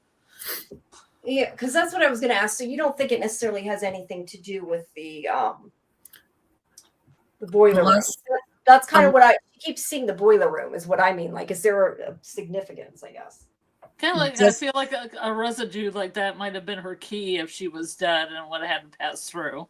Like some kind of weird residue that's happening. She can't take with her. She can't carry the boiler room, though. Yeah. Well, that's where she hit her head. The other thing I thought of was the only other house that we've seen burned down is last season, right? When Janet actually burned the house that she was raised in. Yeah. So the other only option I can think of is, even though Janet's crossed over, Janet is very smart and constantly wants to help them, right? She didn't really want a crossover. It kind of just happened. She was actually really trying to help. So maybe she's from beyond whatever ghost realm there is. Yeah, maybe she's giving, trying to send Maddie signs that she's there. Yeah. And the only thing she can think of was to burn the dollhouse like the way she burned her, or like at least to give her that vision. Interesting. I had not thought of that. Yeah, but she's having nightmares at any rate. This is, I think, where she has the conversation with Xavier. I thought it was at the end of the last episode, but it's in this one. I thought he eventually stayed over, because I thought he came over once and she said no, and then he came over again. And yeah, he comes over, I think, at the end of the episode, and she says yes. Yeah. It was at the very beginning of this episode that she said no, rather than at the end of the other episode. Yeah. But yeah, he says she doesn't have to. Well, first he's like, he doesn't mean to be weird, but because it's like, what's your boyfriend? So you kind of wonder. Yeah, he's like, I'll come stay with you if you need it. And she tells him she doesn't. So he's being nice. You think she's doing that because she still cares for Wally, like out of respect, or that has nothing to do with it? I think it has to do with she's trying to be independent and doesn't think she needs anybody. That's how I took it. That's how I took it. She feels like she's been alone, because she says later, like, I'm all alone, that her mother leaving, it doesn't matter whether she's there or not, she's still alone. Yeah, and I thought that was so horrible. What a horrible line. And it is. That's when her friends say she's not alone. But I think that she's so used to being alone that she thinks she doesn't need the help at this point. Does she make the comment? She's like, I'm alone, but I'm not okay. She says something to that effect, or did I just hear that in my head while the scene was going on? It's possible. This is I don't know. subtext. Yeah, put in my own subtext. I'm like, she's not know, okay. She's alone, but she's not But okay. she's not okay. No. I don't have it written down. Is just to ask a second, is the Super Bowl this weekend? Yes, it's the I'm not Benito out of Bowl. touch. I'm not out of I touch. always record the Puppy Bowl, and I had to set a recording for the Puppy Bowl. I guess I should have known. That's why I'm getting press releases about the Puppy Bowl. Okay. Oh, I didn't yeah. We should cover the Puppy Bowl. Yeah, I don't know that there's anything to cover other than they're cute puppies. Oh, they're so cute. They are so cute. I think it would make me too sad, though. I don't know if I could watch it. I understand. Much. But I didn't know it was on earlier. That's nice to know that it's on, though. I might later go watch Duncan Egg. I do like that now. I did watch it, so I'm sure. Yeah. I thought it was really cool that they're streaming it a couple days early so that it doesn't interfere with the Super Bowl. I'm like, that's very respectful from one channel network to another. I thought that was great. Yeah, since it's on a different network, but I think they're just like, we want to get as much traffic as we can. They want to get some views before the Super Bowl ends. Yeah, I don't know that they're doing it for the other network. I think they're doing it for themselves. And like, probably. We want to steal the traffic back, so we're not going to do it then. Oh, geez, sorry, my back. I'm like trying to stretch my back out, and it's not working very well. So I sit too stiff. That's the problem. I don't move as I sit here for that long. So then back in, let's see, this is back at the school. Nicole's still hungover, and that's where they said, like, oh, it's her first hangover. But so I say her first hangover because she hasn't been invited to parties. Yeah. Well, to be fair, they're not even, I didn't think, I was thinking, hasn't she drank? But I guess they're not 21, so they wouldn't necessarily have a reason to unless they were at a party. So this is where Wally, no, this is not where, hold on, I'm trying to find where it is. Wally talks about the Hellmouth, and they talk about how it feels like a subscar, and that Simon thinks it is a church and that people died down there. And I think, I don't have it written here, but I think this might be where he lies to her and says that Simon went down. Or that Simon didn't go down, sorry, which is not true and not what she wants to hear. So she's mad either way. And then we have, let's see, this is in detention, right? They have to go to detention. Hey, Julie. Welcome. I was going to say, are you still doing your show right now with Doug? Or is she done? I think she's probably done. Okay, because I was going to say, when everybody's done here, they should go over to her channel, but I guess that doesn't really help. Well, they can watch it again. Watch the rewatch. Julie's story time with Doug at Julie B Deep Dives. Sorry, I'm talking as I'm making weird stretching noises, but I'm like rotating, I'm making noises, and I'm like, crack. I'm feeling, at least I can hear it cracking and feel it, but I can hear it cracking. No, I don't know you get it cracking, but I figured I was making weird like noises as I did it. I wasn't sure. Oh. It's getting, where is it, after dark hours right now? My back hurts. Leave me alone. My neck and my back. Want me to massage your back? No, I don't know. I can't seem to unkink what's kinked, I guess. Which still sounds bad. Wait, are we talking about kinks right now, Jamie? What are we talking about? Apparently. Sorry. I'm just hurting right now. I'm gonna take some Advil, and then maybe I'll quit complaining if I take some Advil. How's that? So yeah, they are stuck in detention and trying to do all this while. See, that's where sometimes I think things are out of order, because either they were waiting for them in detention or somehow it switched. Isn't that the cafeteria behind her? Because, I mean, the principal came. Yeah, I don't know. No, they're still in the cafeteria. I mean, I know it's supposed to parody the Breakfast Club, but it didn't have a lot of Breakfast Club, bits. It didn't. I think I jumped the gun, though. I don't think they're in detention yet. This is where they have the book that was, now, I forget who said it earlier. Okay. Thank you, Julie. Appreciate it. Hold on, I'm looking up. So Simon grabbed the book from the church. Subscribe to Julie B Deep Dives. We'll be doing a lot of From stuff. Sorry. Yeah. Yes, yes. Definitely I didn't know he was subscribe. She's gonna got the talk best.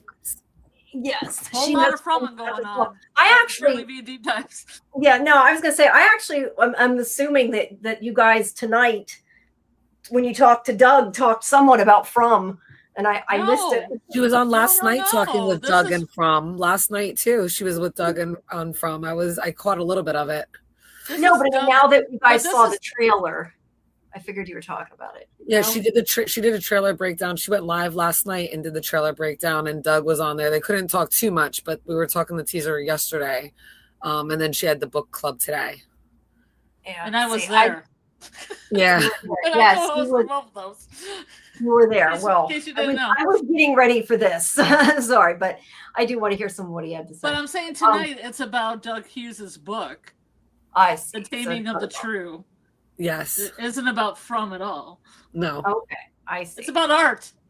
About art. Well, everybody needs to get his book as well. Don't forget to do that. Yeah, you can get big copies of Doug Hughes's books. it's on his website, Yeah. right? No, you have to contact Julie. Let's Okay, get a hold of Julie. Go on the Yeah. Discord, get a hold of her. yeah. I can't put any links in the chat. Somebody can put a No. link in there. You can, but I know you lose. I'd have to exit and come back in, and You that have kind to of lose messes Hold around. on, I can pull it up and put Julie's Discord in there if you want. Yeah. If it'll let you do it, I don't think it'll let you do it. If you can do it can you do it? Oh, you can't do it in StreamYard. You're not logged in. Yeah, I don't know the exact link because I have it. I got it. But if you get a hold of Julie, you can get copies of both Doug's books, The Poor Player and Taming of the True. Yeah, And they're very good. They're The spy. player's really good. They're spy novels. They're pretty good. Yeah. They're funny. Cool. Okay, I'm gonna open my camera again, and if I'm moving around, you know why. So anyway, I know what I was asking. So Simon grabbed the book then, because that was the part I missed. I didn't realize he took the book. I thought maybe it was one they went and got out, but I guess he took the book from the church.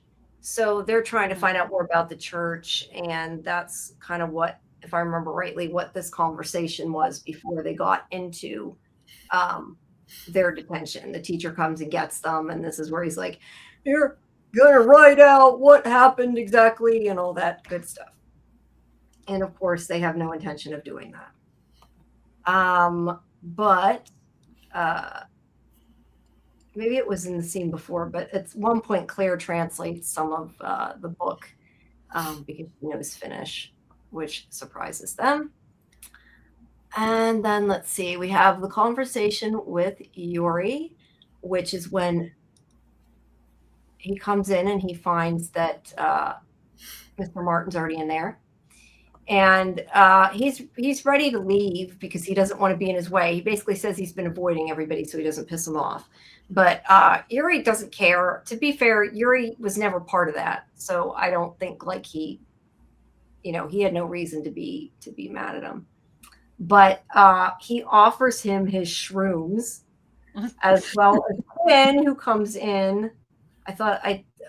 I don't know if that's a little bit. See, sometimes I'm confused with where my pictures are going from.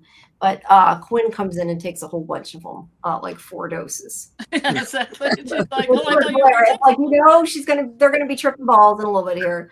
They're like, I thought you already took some, as they're downing the whole bag. Yeah, poor Yuri didn't even get any.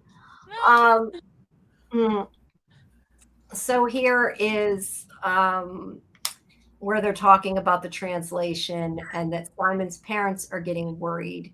I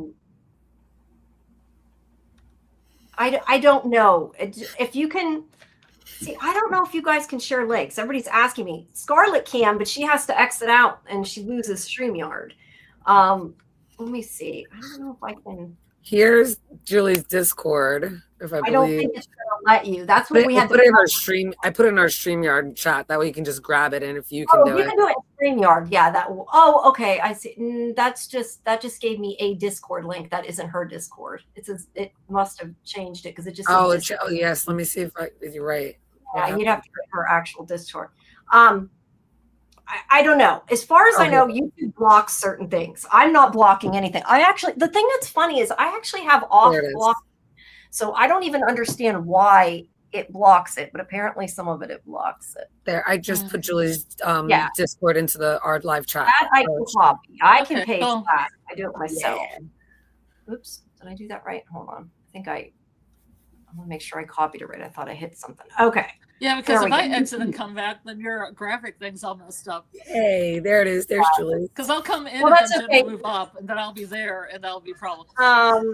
Yeah, or I can just move her to 3. It doesn't matter if you want to, but I know that then you get screwed up and it's hard for you to stay on there. So anyway, hold on. I didn't mean to do that through NDB Media too, but oh well, it's okay. It's on YouTube. That's what matters. Okay. So right. I totally lost track of where it was at. Let's go back. Okay. So she is translating some of the Finnish. And yeah, she has Finnish grandparents. Yeah, she has Finnish grandparents. But they're also talking about how Simon's sending a text. His parents are sending a text, and they're getting worried. So at one point here, they make the decision that they're going to not clone his voice, because you can't do that. They don't know how to do that. They do know how to. Actually, Xavier knows how to do that, but he says that doesn't work as well. They're going to cut together pieces from his podcast to make a message for his parents.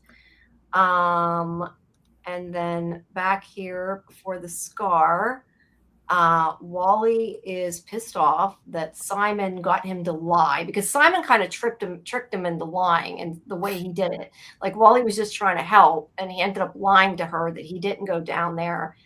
And he's kind of mad about that. And Simon uses it to his advantage, and he's like, well, if you don't help me now, I'm going to tell her you lied. Like, really, Simon? That was not very nice. For the first time, I'm like, Simon's a real asshole. Like, he's desperate. He's a real asshole right now. Yes, he was not being very nice. But he does get him eventually to agree to go back down into the scar again. But they don't know yet that they don't have the watch. They'll figure that out in a little bit. Right. So there must have been a very quick conversation with these people, these ghosts. That's, I think, about the translation. They're still talking. And then I don't remember her name other than Jennifer Tilly. I don't know if you guys remember Dr. Deborah Hunter Price. Dr. Deborah Hunter Price. Okay. She is arguing with the principal, who I only know is Alex Zahara. So I know both of their real names, and that's all I know. I don't know the principal. No, I don't know the principal's name. I just know who he's played by. So she is arguing that the school's a death trap, all this stuff, which really, I think, is just an excuse that she's trying to get the school shut down so they can bulldoze it. I don't know that, but she's not wrong. She's like, it's disturbing. So many students were killed here. It's like, yeah, that happened. So she's not wrong, but nobody seems to notice that fact. Everybody just ignores that fact, And then I think I jumped the gun a little bit on that. This is where he gives them the mushrooms, and they leave to go trip balls elsewhere while he looks at his note from Janet that he's going to try to go into his scar. Principal Hartman, just so we have it. I just looked it up. It's Principal Hartman. Principal Hartman. Okay. Totally escaped me. I'll probably just keep calling him Alex Zahara, though, because that's all I know is his name. So you'll have to remind me. Okay, now Maddie was having another dream thing as she's looking for Simon. Hallucination, vision. Yeah, whatever you want to call it. But I have to wonder, it is red like a scar, which is interesting. Yes. This one was different. I didn't think it was the same, because it's definitely not the boiler room, right? That does not look like the boiler room to me. And it's a scar. It is, which makes me wonder if somebody else has that scar. But why would the dollhouse be there? Like, unless her being pushed out of her body, I would say counted. Mm-hmm. But at the same time, the dollhouse wasn't in the boiler room. So gosh, do you know what I just thought of? What if her mom never made it to the rehab? And that's like her mom, like she's seeing like her mom's scar or something. God forbid. Oh my God, I hope not. I'm sorry, that just popped into my head. I hope that she's not seeing anything from her mom. I would tend to think not what happened, because I would think that'd be awful to orphan her. Happened to her. She's an Yeah, orphan. I don't think that's what that is, but No, I think it's residue, because I think she probably was going to pass through, or would have had that skill set to pass through, and it always has to do with her mom and her dad. Like the one scene that maybe Jamie doesn't know because she didn't watch the whole thing, but when she was drowning and she had her mom on one side and her dad on the other, and I think that's kind of where her key and her scar comes from, is her parents. Yeah, she also went through some of the scars too, right? She followed the map and the path last season, so definitely residue from probably, supernatural residue. There's also a part, I don't know if it's after or before. See, some of this I'm not sure exactly where it happened, but there is also a part where the teacher tells Yuri to be careful when he says, when I'm trying to think. Somebody says they've forgotten was it Quinn says forgotten a lot of the stuff, doesn't remember it. I don't know. But he said that. Yeah, and he said that he would like to forget it. And this is where Mr. Martin says to be careful, because he would start purposely forgetting the bad things. And he said you start forgetting the good stuff too, like he can't even remember his mother's face.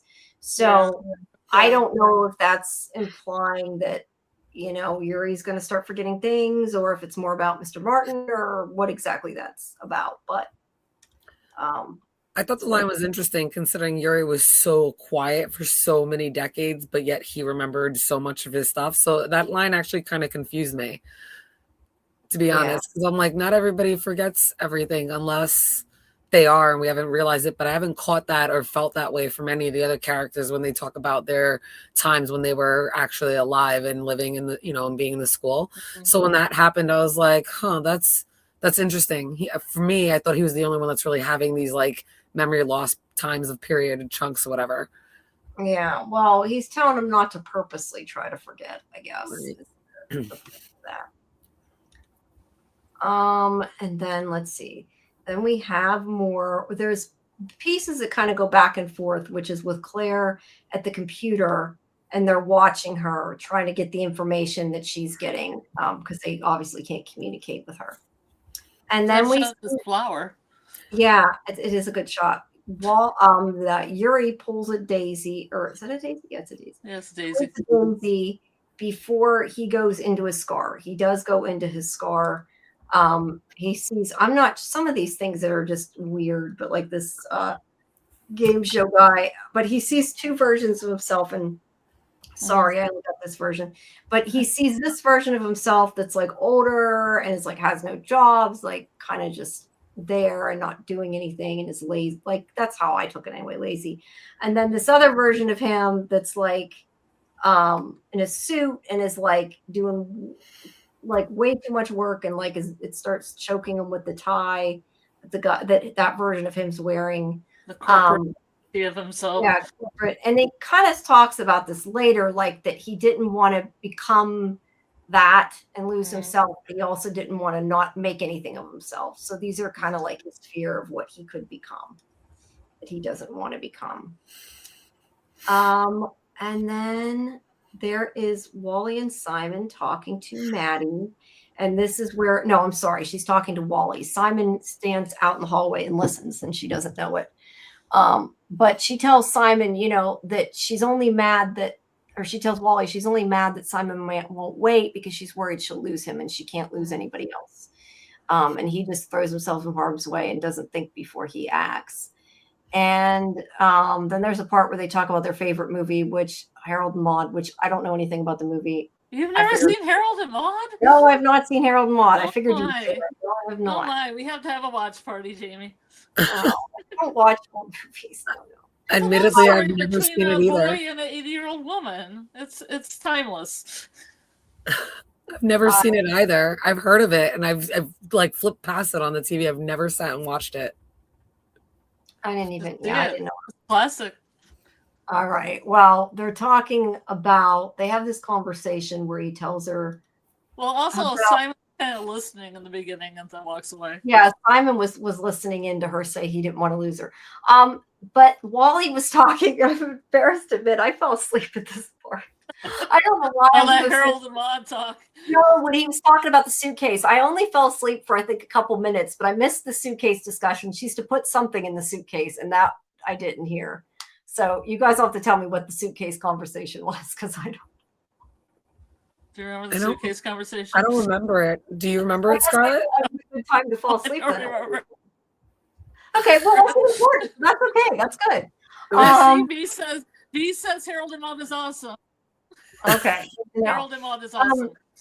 He says something about I have written down something about think about your favorite moment, I guess, from the movie and put it in the suitcase.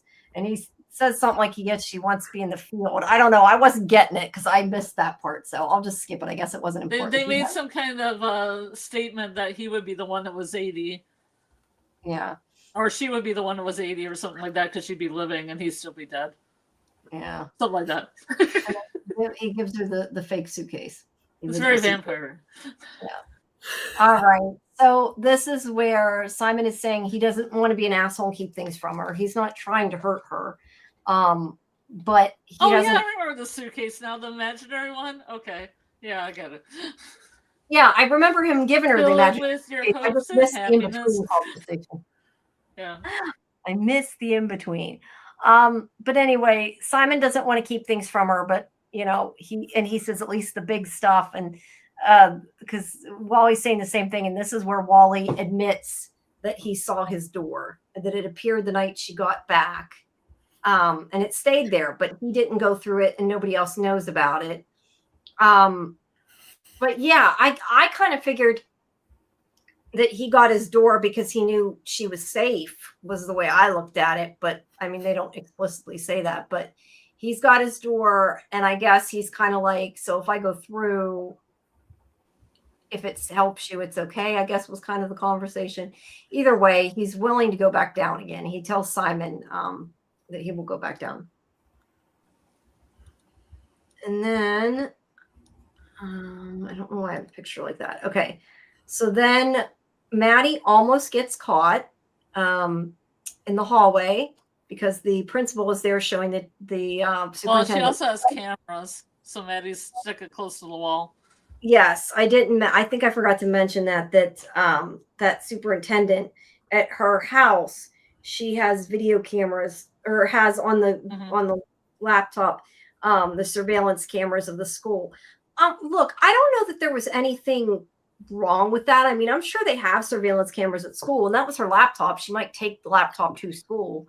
There's not a blind spot in my school. There's so many cameras all over, and they can zoom in and see like the pimple on kids' faces. It's ridiculous. Yeah. I guess the question is, would they be allowed to watch the surveillance at their house, or would it be on a school computer that they can't take with them? Because I'm thinking that could become I mean, it isn't meant to be that way, but like I could see that becoming a bad thing. Like you could have like male teachers bringing it home and watching students or something. And so I don't know. I think in the case of Dr. Deborah Hunter Price, she's probably looking for anything that's an excuse for her to knock the building down. Yeah, I agree. I'm sure she is. I'm just saying, I don't know that in real life that you could take it home like that, but she's probably the one that set them up. So I don't even know what that is. But she runs into the janitor here, and he's like, I won't tell on you. Go ahead back. And this is where she says to him, I know you see things, because she knows that he saw Wally. She asks him if there's anything he knows about what was there before the school. And this is where he says, come with me and I'll show you something. And I thought this whole conversation was very bizarre that they had, the way he talked about the rock and stuff. But storm tapes. Yeah, I don't know. It's apparently a supernatural thing. There was a book, a movie about it, about stones talking. I don't know, but if I didn't know that he saw the ghost, I would think everything was in his head. I like the poster that's right behind her. Unlock the power of your voice. I thought that it caught my attention. So then we have the mushrooms are kicking in. the grass. The shrooms are kicking in. There's You're an right. ant, and I like the ants, and the Yeah, world is the ant like the ants. on his hand, and he's tripping. We're And he all sees, ants. which I believe it sounded like he said "mom," but I couldn't tell for sure. Yeah, he did. That was when I realized I didn't have the captions on, because I was like, "Why are they not on?" I thought I set them. Apparently, I have to reset them every episode. But I thought that was crazy that he saw his mom. I'm like, did she die there, or he just hallucinating, like tripping balls off the mushrooms? He's hallucinating there. Yeah, I assumed this was a hallucination, but I don't know, but I assumed it was a hallucination. Quinn, meanwhile, is also starting to have a hallucination, and they go outside, and this is where the music number is, which was awesome. Theirs is a great hallucination. This one was awesome. The musical part was great. I'm not sure why the daisy was there. There's another daisy. There's a is lot that of Yuri's daisy? Maybe, but why would it be in Quinn's hallucination? I was a little confused by that. Maybe it's just, maybe that's a statue that's just outside the greenhouse at the school. Yeah, maybe. I don't know. I assume and they said to the actress, "Go stand by that." That's cool. Well, I figured she's hallucinating it, or they're hallucinating it, but maybe not. I don't know. Then she hallucinates the prom photo, which I'm guessing that's why she's wearing the frilly dress that they don't want to wear. Because that is what I have an interesting anecdote about this. Go ahead. When they're doing this whole sequence, apparently the guy who plays Martin wasn't going to be part of the sequence, but he learned all the dance moves. So they were like, "Oh, you can be in the sequence. That's no problem." But they had been tweaking a little bit. So they did this one thing, and they said, "Okay, this one thing, you're going to scream. You're going to make a motion like screaming." But when they did it the first time, he actually screamed because he thought that everybody was going to scream. What was this on? Everybody else was like, "Ah." What was this on? Was it on like a after thing? Yeah, it was on a channel called Media Melanie. She did an interview with God, what's the guy's name that plays Martin? I was trying to memorize it. I don't know, but I'd like to see that. That's cool. Yeah, it was a long interview. It was really cool. I tried to get that junket. It didn't work out. The guy that plays Martin is Josh Zuckerman. Yeah, Josh Zuckerman. Yeah. All right. Well, he's pretty funny. He has a lot of funny stories. Yeah. Well, I think this whole scene's funny too. And there she is dancing. Yeah, the dance sequence. I like that dance sequence where they kind of motion a scream and do all that in sync. It's really cool. It reminds me of Legion. This reminds me of something that would happen in Legion. It would. That's true. All right. So then we have you get the Go Quinn Go like banners. Yeah, so I forgot about that. Yeah, they were yelling for Quinn to go. That's why I was so happy that this whole sequence didn't end badly, because a lot of times the shroom thing would go into a bad trip, and this one didn't go into a bad trip at all. No, it did not. This is where Claire is looking stuff up on the computer, and they're able to see it.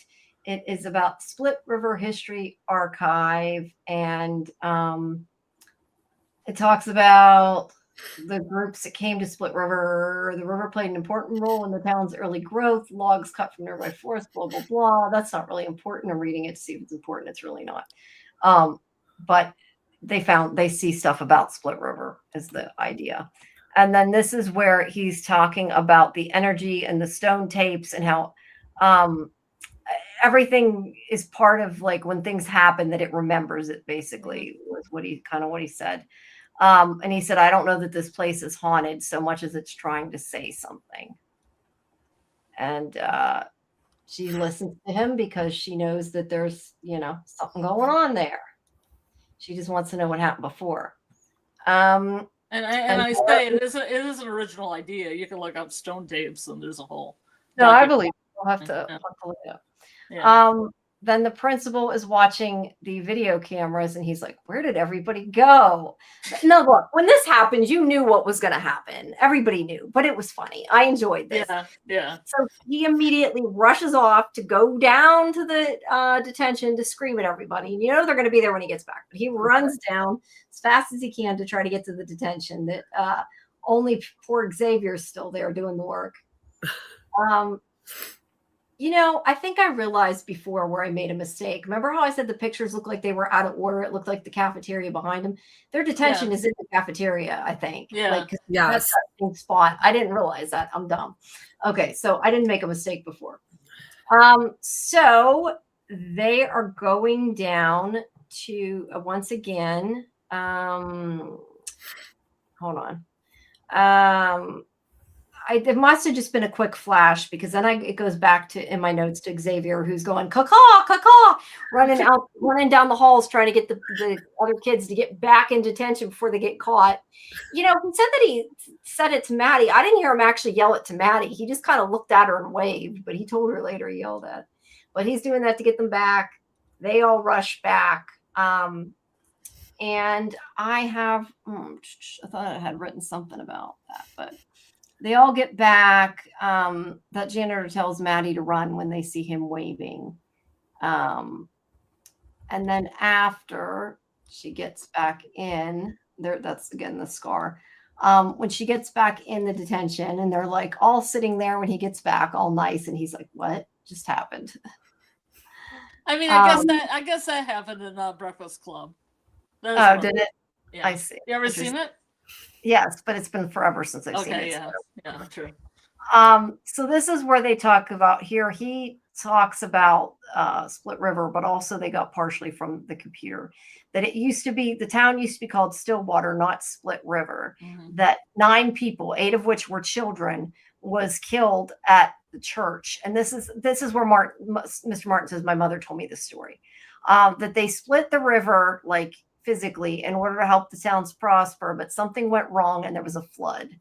And everything there was 9 people trapped, including, and he said all the memories were trapped there too. Do you have any of the pictures of that? Because that graphic sequence is pretty cool. I have this of them talking, and then I have that picture. Yeah, that's cool. I like the creative, I think the creative attributes they have in the show, like the when he's talking about the headlights, it's on his glasses and this moving and. Yeah, it moves. Reminds me of Legion again. It's Legion-y. I get it. We get it. Scarlet likes Legion. No, I'm kidding. I'm just kidding. Yes. Well, I mean, it was Legion because Legion would do that. It would have some kind of arty thing going on. I don't know too many shows that do that. That's why I'm, citing this one. All right. So, I could say my crazy ex-girlfriend did it. Oh, yeah, that's true. But either way, he's telling about the flood. And all those kids got trapped in the bottom of the church. So we're assuming that, and that's the part to me that's a little confusing, is 9 people died in that church, 8 of which were children. But maybe that one person we see later maybe is the one person that wasn't a child, right? So well, he also mentioned that there was a cemetery there, right? Because the whole thing got flooded, like the land and everything around. So I was also wondering, like, there's a whole cemetery there. Did bodies float up?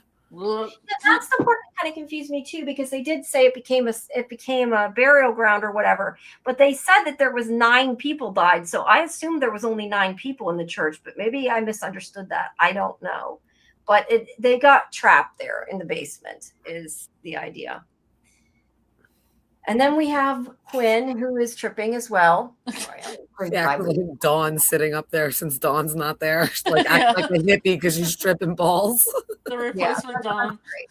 And she don't know what's going on. It looked like she tried to kiss Rhonda at one point. Oh, yeah. She did, yeah. Action.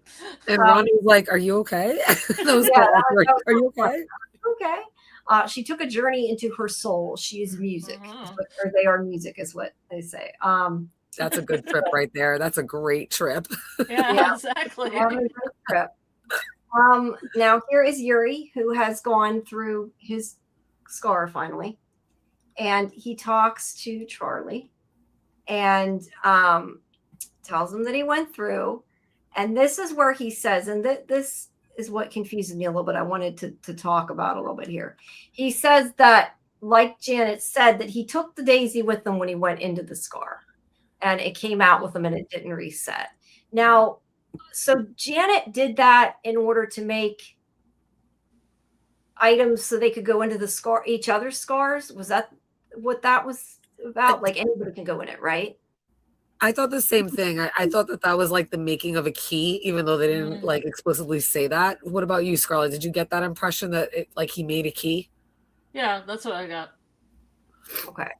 Because it connected to the scar. So yeah, that was what I took it, that's how they made the watch and stuff. But it also makes me wonder, like, well, then why doesn't well, I guess she can't go in now, so maybe she can't, but like she needs to stand with Wally in front of the scar and give him her necklace, and then he walks in and comes back out, and then he'll still have a necklace. That's what they should have done. That would have been the smart thing. Maybe they'll do that now in like upcoming episodes. Maybe Charlie will put 2 and 2 together so that they can move forward with their plan. Yeah, maybe. But either way, the daisy stays. And Yuri does say to him, the only thing I want to stay is you. That was sweet. That was sweet. And then Maddie and Xavier talk here at the hospital. She's sitting there waiting. And he says that his father, her father went to see somebody to see if they could find anything out. And let's see, there must be more to that scene, and it splits in between.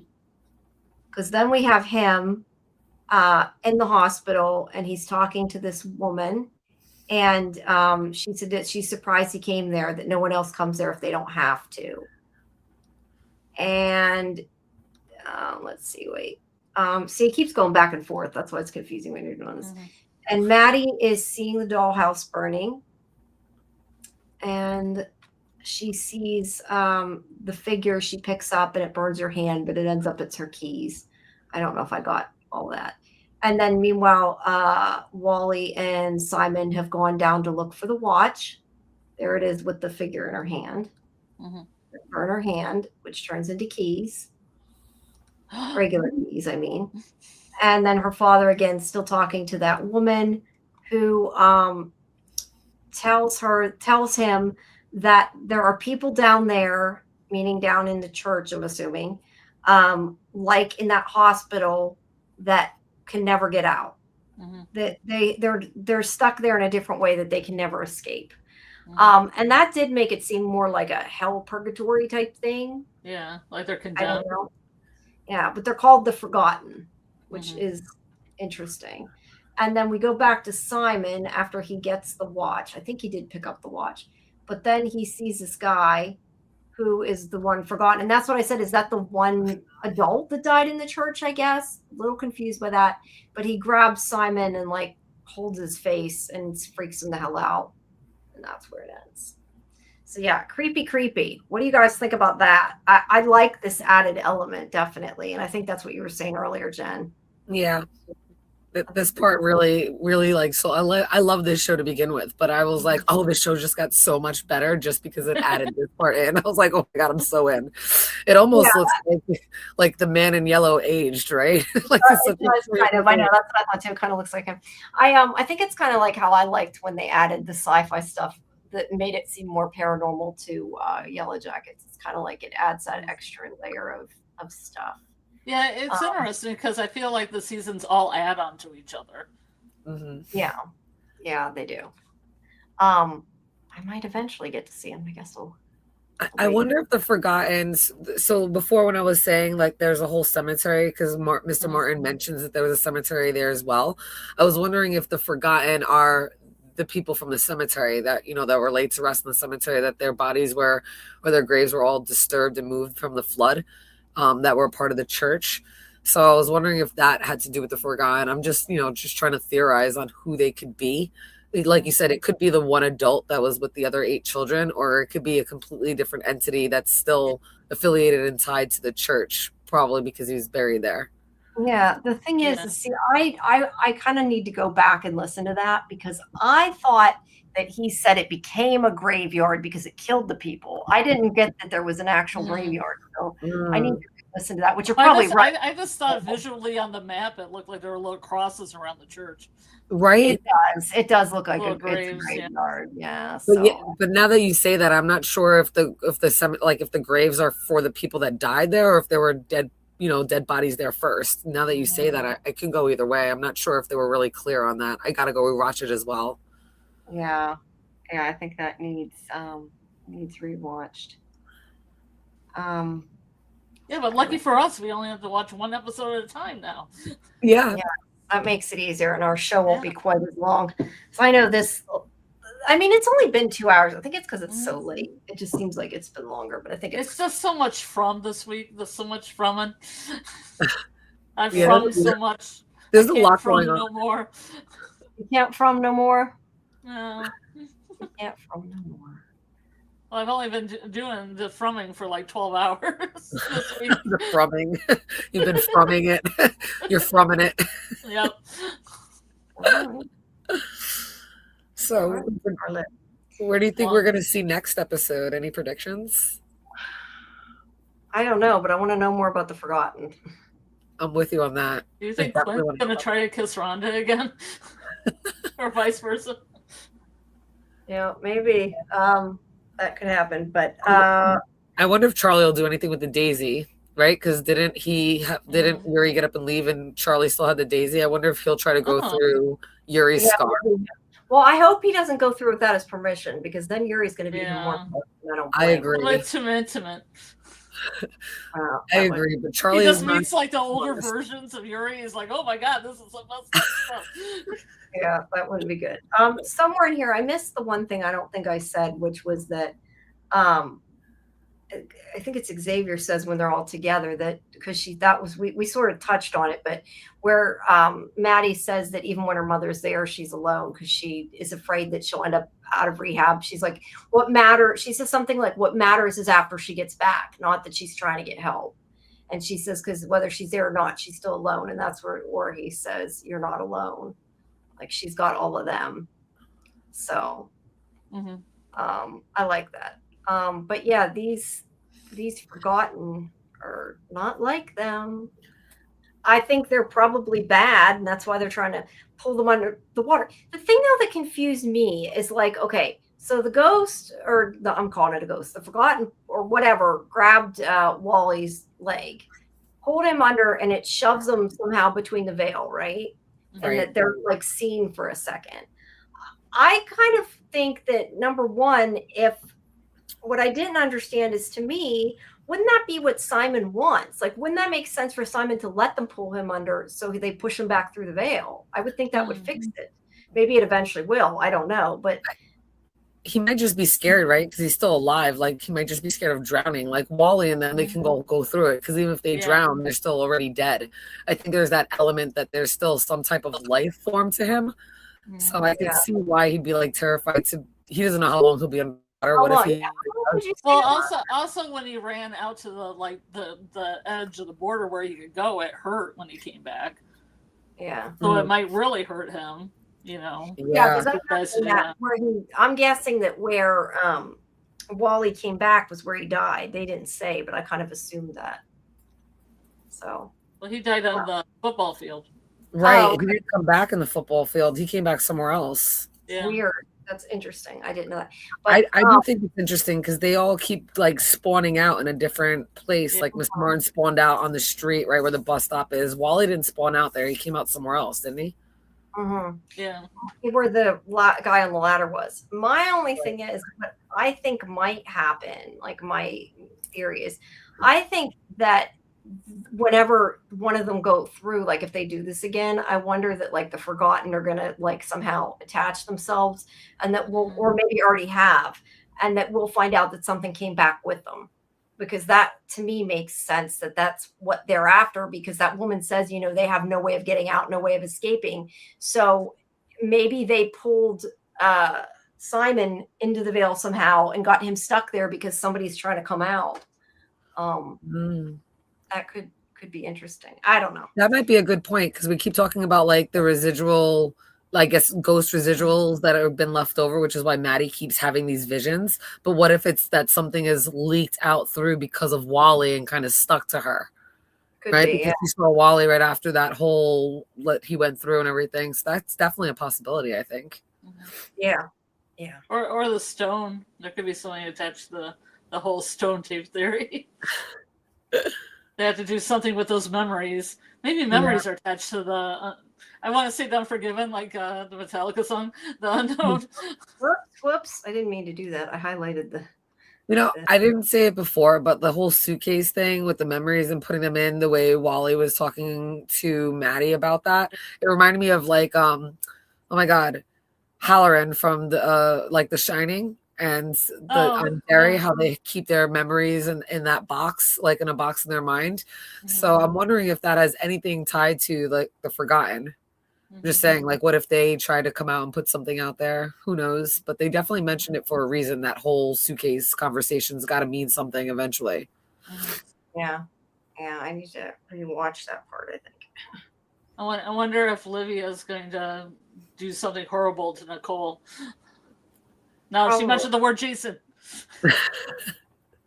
Yeah, she shouldn't have done that. She did kick her out of the party. We don't know what else will happen. We'll have to find out. Next week. We shall see. All right. Well, anything else? I think that's Music was good as usual. I yeah. like that the Chicago song that was used in the dance montage that Quinn had. That was awesome. That's a good song. Yeah, it was awesome. That was a good choice. Mm-hmm. What's the artist's name again that does this show and Yellow Jackets? You know her name, Scarlet. What is it? And Oraker. She was in the band That Dog, but it's the song Chicago is like a Sachin Stevens song. I'm gonna say. Yeah, I know it from somewhere. I don't recall where. But does she also, besides just make music, does she select the music for the show as well? Yeah, she did the theme song, and she does the incidental music. But she probably picks the songs too, because they do a great time in Yellow Jackets picking the songs. Yeah. So, yeah, she probably has say in that. Well, maybe they'll have a soundtrack, or there's probably one online too with all the. There is, but it's really tricky and it has a lot of ads and it's slow and makes me crazy. Well, you can get a list, and if you want, you can buy the music. I mean, there's always that. There is Spotify if you have a Spotify account, but I don't have one, so. Well, I think Spotify's free, but again, ads. But yeah, I think you can get that kind of. Yeah, I tend to just write down the bands and then go to the library and get CDs out because my car plays CDs. So it's that old. We had I a go CD get my little One Leg CDs, and One Leg was actually nominated for Grammys. So I'm like, I feel like I'm on the tip of new music. You're still hipping with it. Oh yeah, I'm hip. I'm hip to what the kids are listening to. Shamboozy. I know what Shamboozy is. Shamboozy. Yeah, I know who Shamboozy is. You remember when we did the trivia and Shamboozy came up? Yeah, that's what I said. I knew like two of those people on there I'd heard of, and the rest of them not so much. Yeah, the Cure won some stuff, and I'm like, but the Cure didn't perform, and I'm like, I felt sad. It feels like when you watch the Grammys, it feels like an acid trip because all the new singers, all the people are nominated. They just do all these like Chapel Rowan's like at an airport or something, and she's got like a dove on her hand for some reason, and then it goes to this other one, this other motif where this guy's in a car and he like runs over somebody on the stage, and somebody's got some dynamite and they put it in a thing and pyrotechnics go off and he falls off. See that performance. Then Lady Gaga shows up and she's subtle comparatively. That was a very cool performance by Lady Gaga. Yeah. But I like to watch it because I like to know what's going on in the music world. Yeah. I don't know. I don't know enough music. I've never been a huge music person, so yeah, I know. Person to ask. Seems strange. I listen to my music that I've downloaded a long time ago. Like I just continue to listen to the same music I have. I never bother getting more usually, unless I've downloaded it from somewhere. Because I had the one who searched Shield and was listening to the soundtrack, and that's about as far as I got. Otherwise, I generally, unless it's a soundtrack, I'm generally listening. Is it like a soundtrack or songs? No, it was like a soundtrack. Yeah. My boyfriend listens on. I think it was on Amazon or something. It was. I have Prime, and it was like on one of the. Yeah. Playlists. Yeah, my boyfriend does a lot of soundtracks. It's like, I don't really listen to a lot of soundtracks, so it's kind of cool. I still listen to the radio. I feel kind of old. I have like still Oh, favorite radio stations that I listen to. I like the Fire Out the Victrola. I listen to the radio, and if I'm in a different car, sometimes I listen to XFM or what's it called? I don't know. My dad has the FM? Sirius. I couldn't think of what it was called. Serious. Dad has Sirius. So if I'm in his car, I'll listen to Sirius radio. Otherwise, I listen to the radio. But I don't really listen to it unless I'm in a car. Otherwise, I really don't listen to music all that often, to be honest. Yeah. I'm still listening to Christmas music. That's how far back I am. You're I behind. kind of got this little swinging jazz, like alternative music, like CDs that are full of like really cool Christmas songs. I'm not giving up Christmas. I still have my tree. I got to turn my lights back to You regular. have your tree on. Oh yeah. Wow, you're really behind. Yes, I am. I was going to do it last weekend because I thought I could do a January thing. I'll just do January all the way to the end of January. But it was February, and I'm like, no, it's Valentine's Day. I got to put the tree away. I got to start putting hearts. I got to start putting hearts on the tree. They put some hearts and red decorations on there, and you have a Valentine's Day. Take it off and just leave it green for St. Patty's Day tree. Yeah. Throw some eggs on there for Christmas, or I mean for Easter. I'll never have to take it off. No, that's what I wanted with lights. I wanted lights on my window or different colors so I could have the Christmas ones and then change it to red. But I couldn't find ones that didn't just do mine do Christmas lights and then regular. I can't find one that does where you adjust the color. I have a little remote control or something where I could change the LED. Yeah, those are like the LED strips are the tiny ones, but you usually only get like a couple of them. They're so you don't get very much. Yeah, because if I could turn it to red for this month and then green for March, nice pastel for Easter. No, yeah, then you can have it up all year round. That's actually a really good idea. But they can, I mean, they're not expensive, but usually the strings are like 10 feet or something. Like they don't even go around a window. They're like real short. Yeah, it's hard to find ones you plug into the wall. Well, that too, yeah. They're usually battery operated. Mm-hmm. Yeah, I have ones that plug into in the wall, and they go around my entire classroom. So I have LED lights all around the classroom, and then I have remote control that just changes the lights. I used to change the lights like red, green, yellow, like telling the kids to stop, go and do stuff in the room. Now I don't even bother. It just takes too much. I just leave it blue, like almost the same color blue as my mic, because that's our school colors are blue. So the kids come in and they're like, "Miss, your room looks so calm. It's got like, it looks like our bedroom." I thought that's why you were doing it, so you calm down the children. Exactly. I knew somebody had a diffuser with lavender oil, and she said it calmed the kids down. When COVID happened, I had like these thieves and like thieves and cinnamon and cloves diffuser going on constantly. And they're like, "Your room smells like a cinnamon bakery." And then I used to do lavender and stuff in my room, but I had a kid that had allergies, and I kind of about it. That's the problem. I was in that school. I'd have to quit going until they stopped it. That would make me so sick. I can't go around stuff like that. I was told that if I wore Vetiver oil, it would calm down the children when I was around, and it kind of works because it's earthy. Yeah. Yeah, tricks of the trade. Tricks of the trade. I'm telling you, I'm the same way. And I even put music on, like calming music in the background, like instrumental music. It just keeps the kids like quiet. They don't like try to scream over it. It just kind of makes them feel comfortable. Mellows them out, huh? Very good. All right, kids. Well, I think we have exhausted. I'm allergic to everything. Yeah, I'm allergic to anything. You, Jamie. Like I can't be around perfume or anything like that. I'll get a bad. My sinuses will be. Jamie. Does when you walk by like a Bath and Body, like one of those candle stores or something, like in a mall or in a store, does it? I try not to go to the candle store because of that, because I'll get a really bad headache, sinus headache, and I'll have like a bad allergy attack. So yeah, I try not to. Because I know like when I go to get my hair done and stuff, I always call ahead and to remind them, and they take because they have like a scented candle, and they'll turn them off so they're not on when I get there. Yes, I do not. I have very bad. Like, please make this less spy for me. Look, I wish I could be around that stuff. I've learned, I told you before my story about prom when I did it because I didn't listen and I regretted it. So yeah, don't be around that kind of stuff.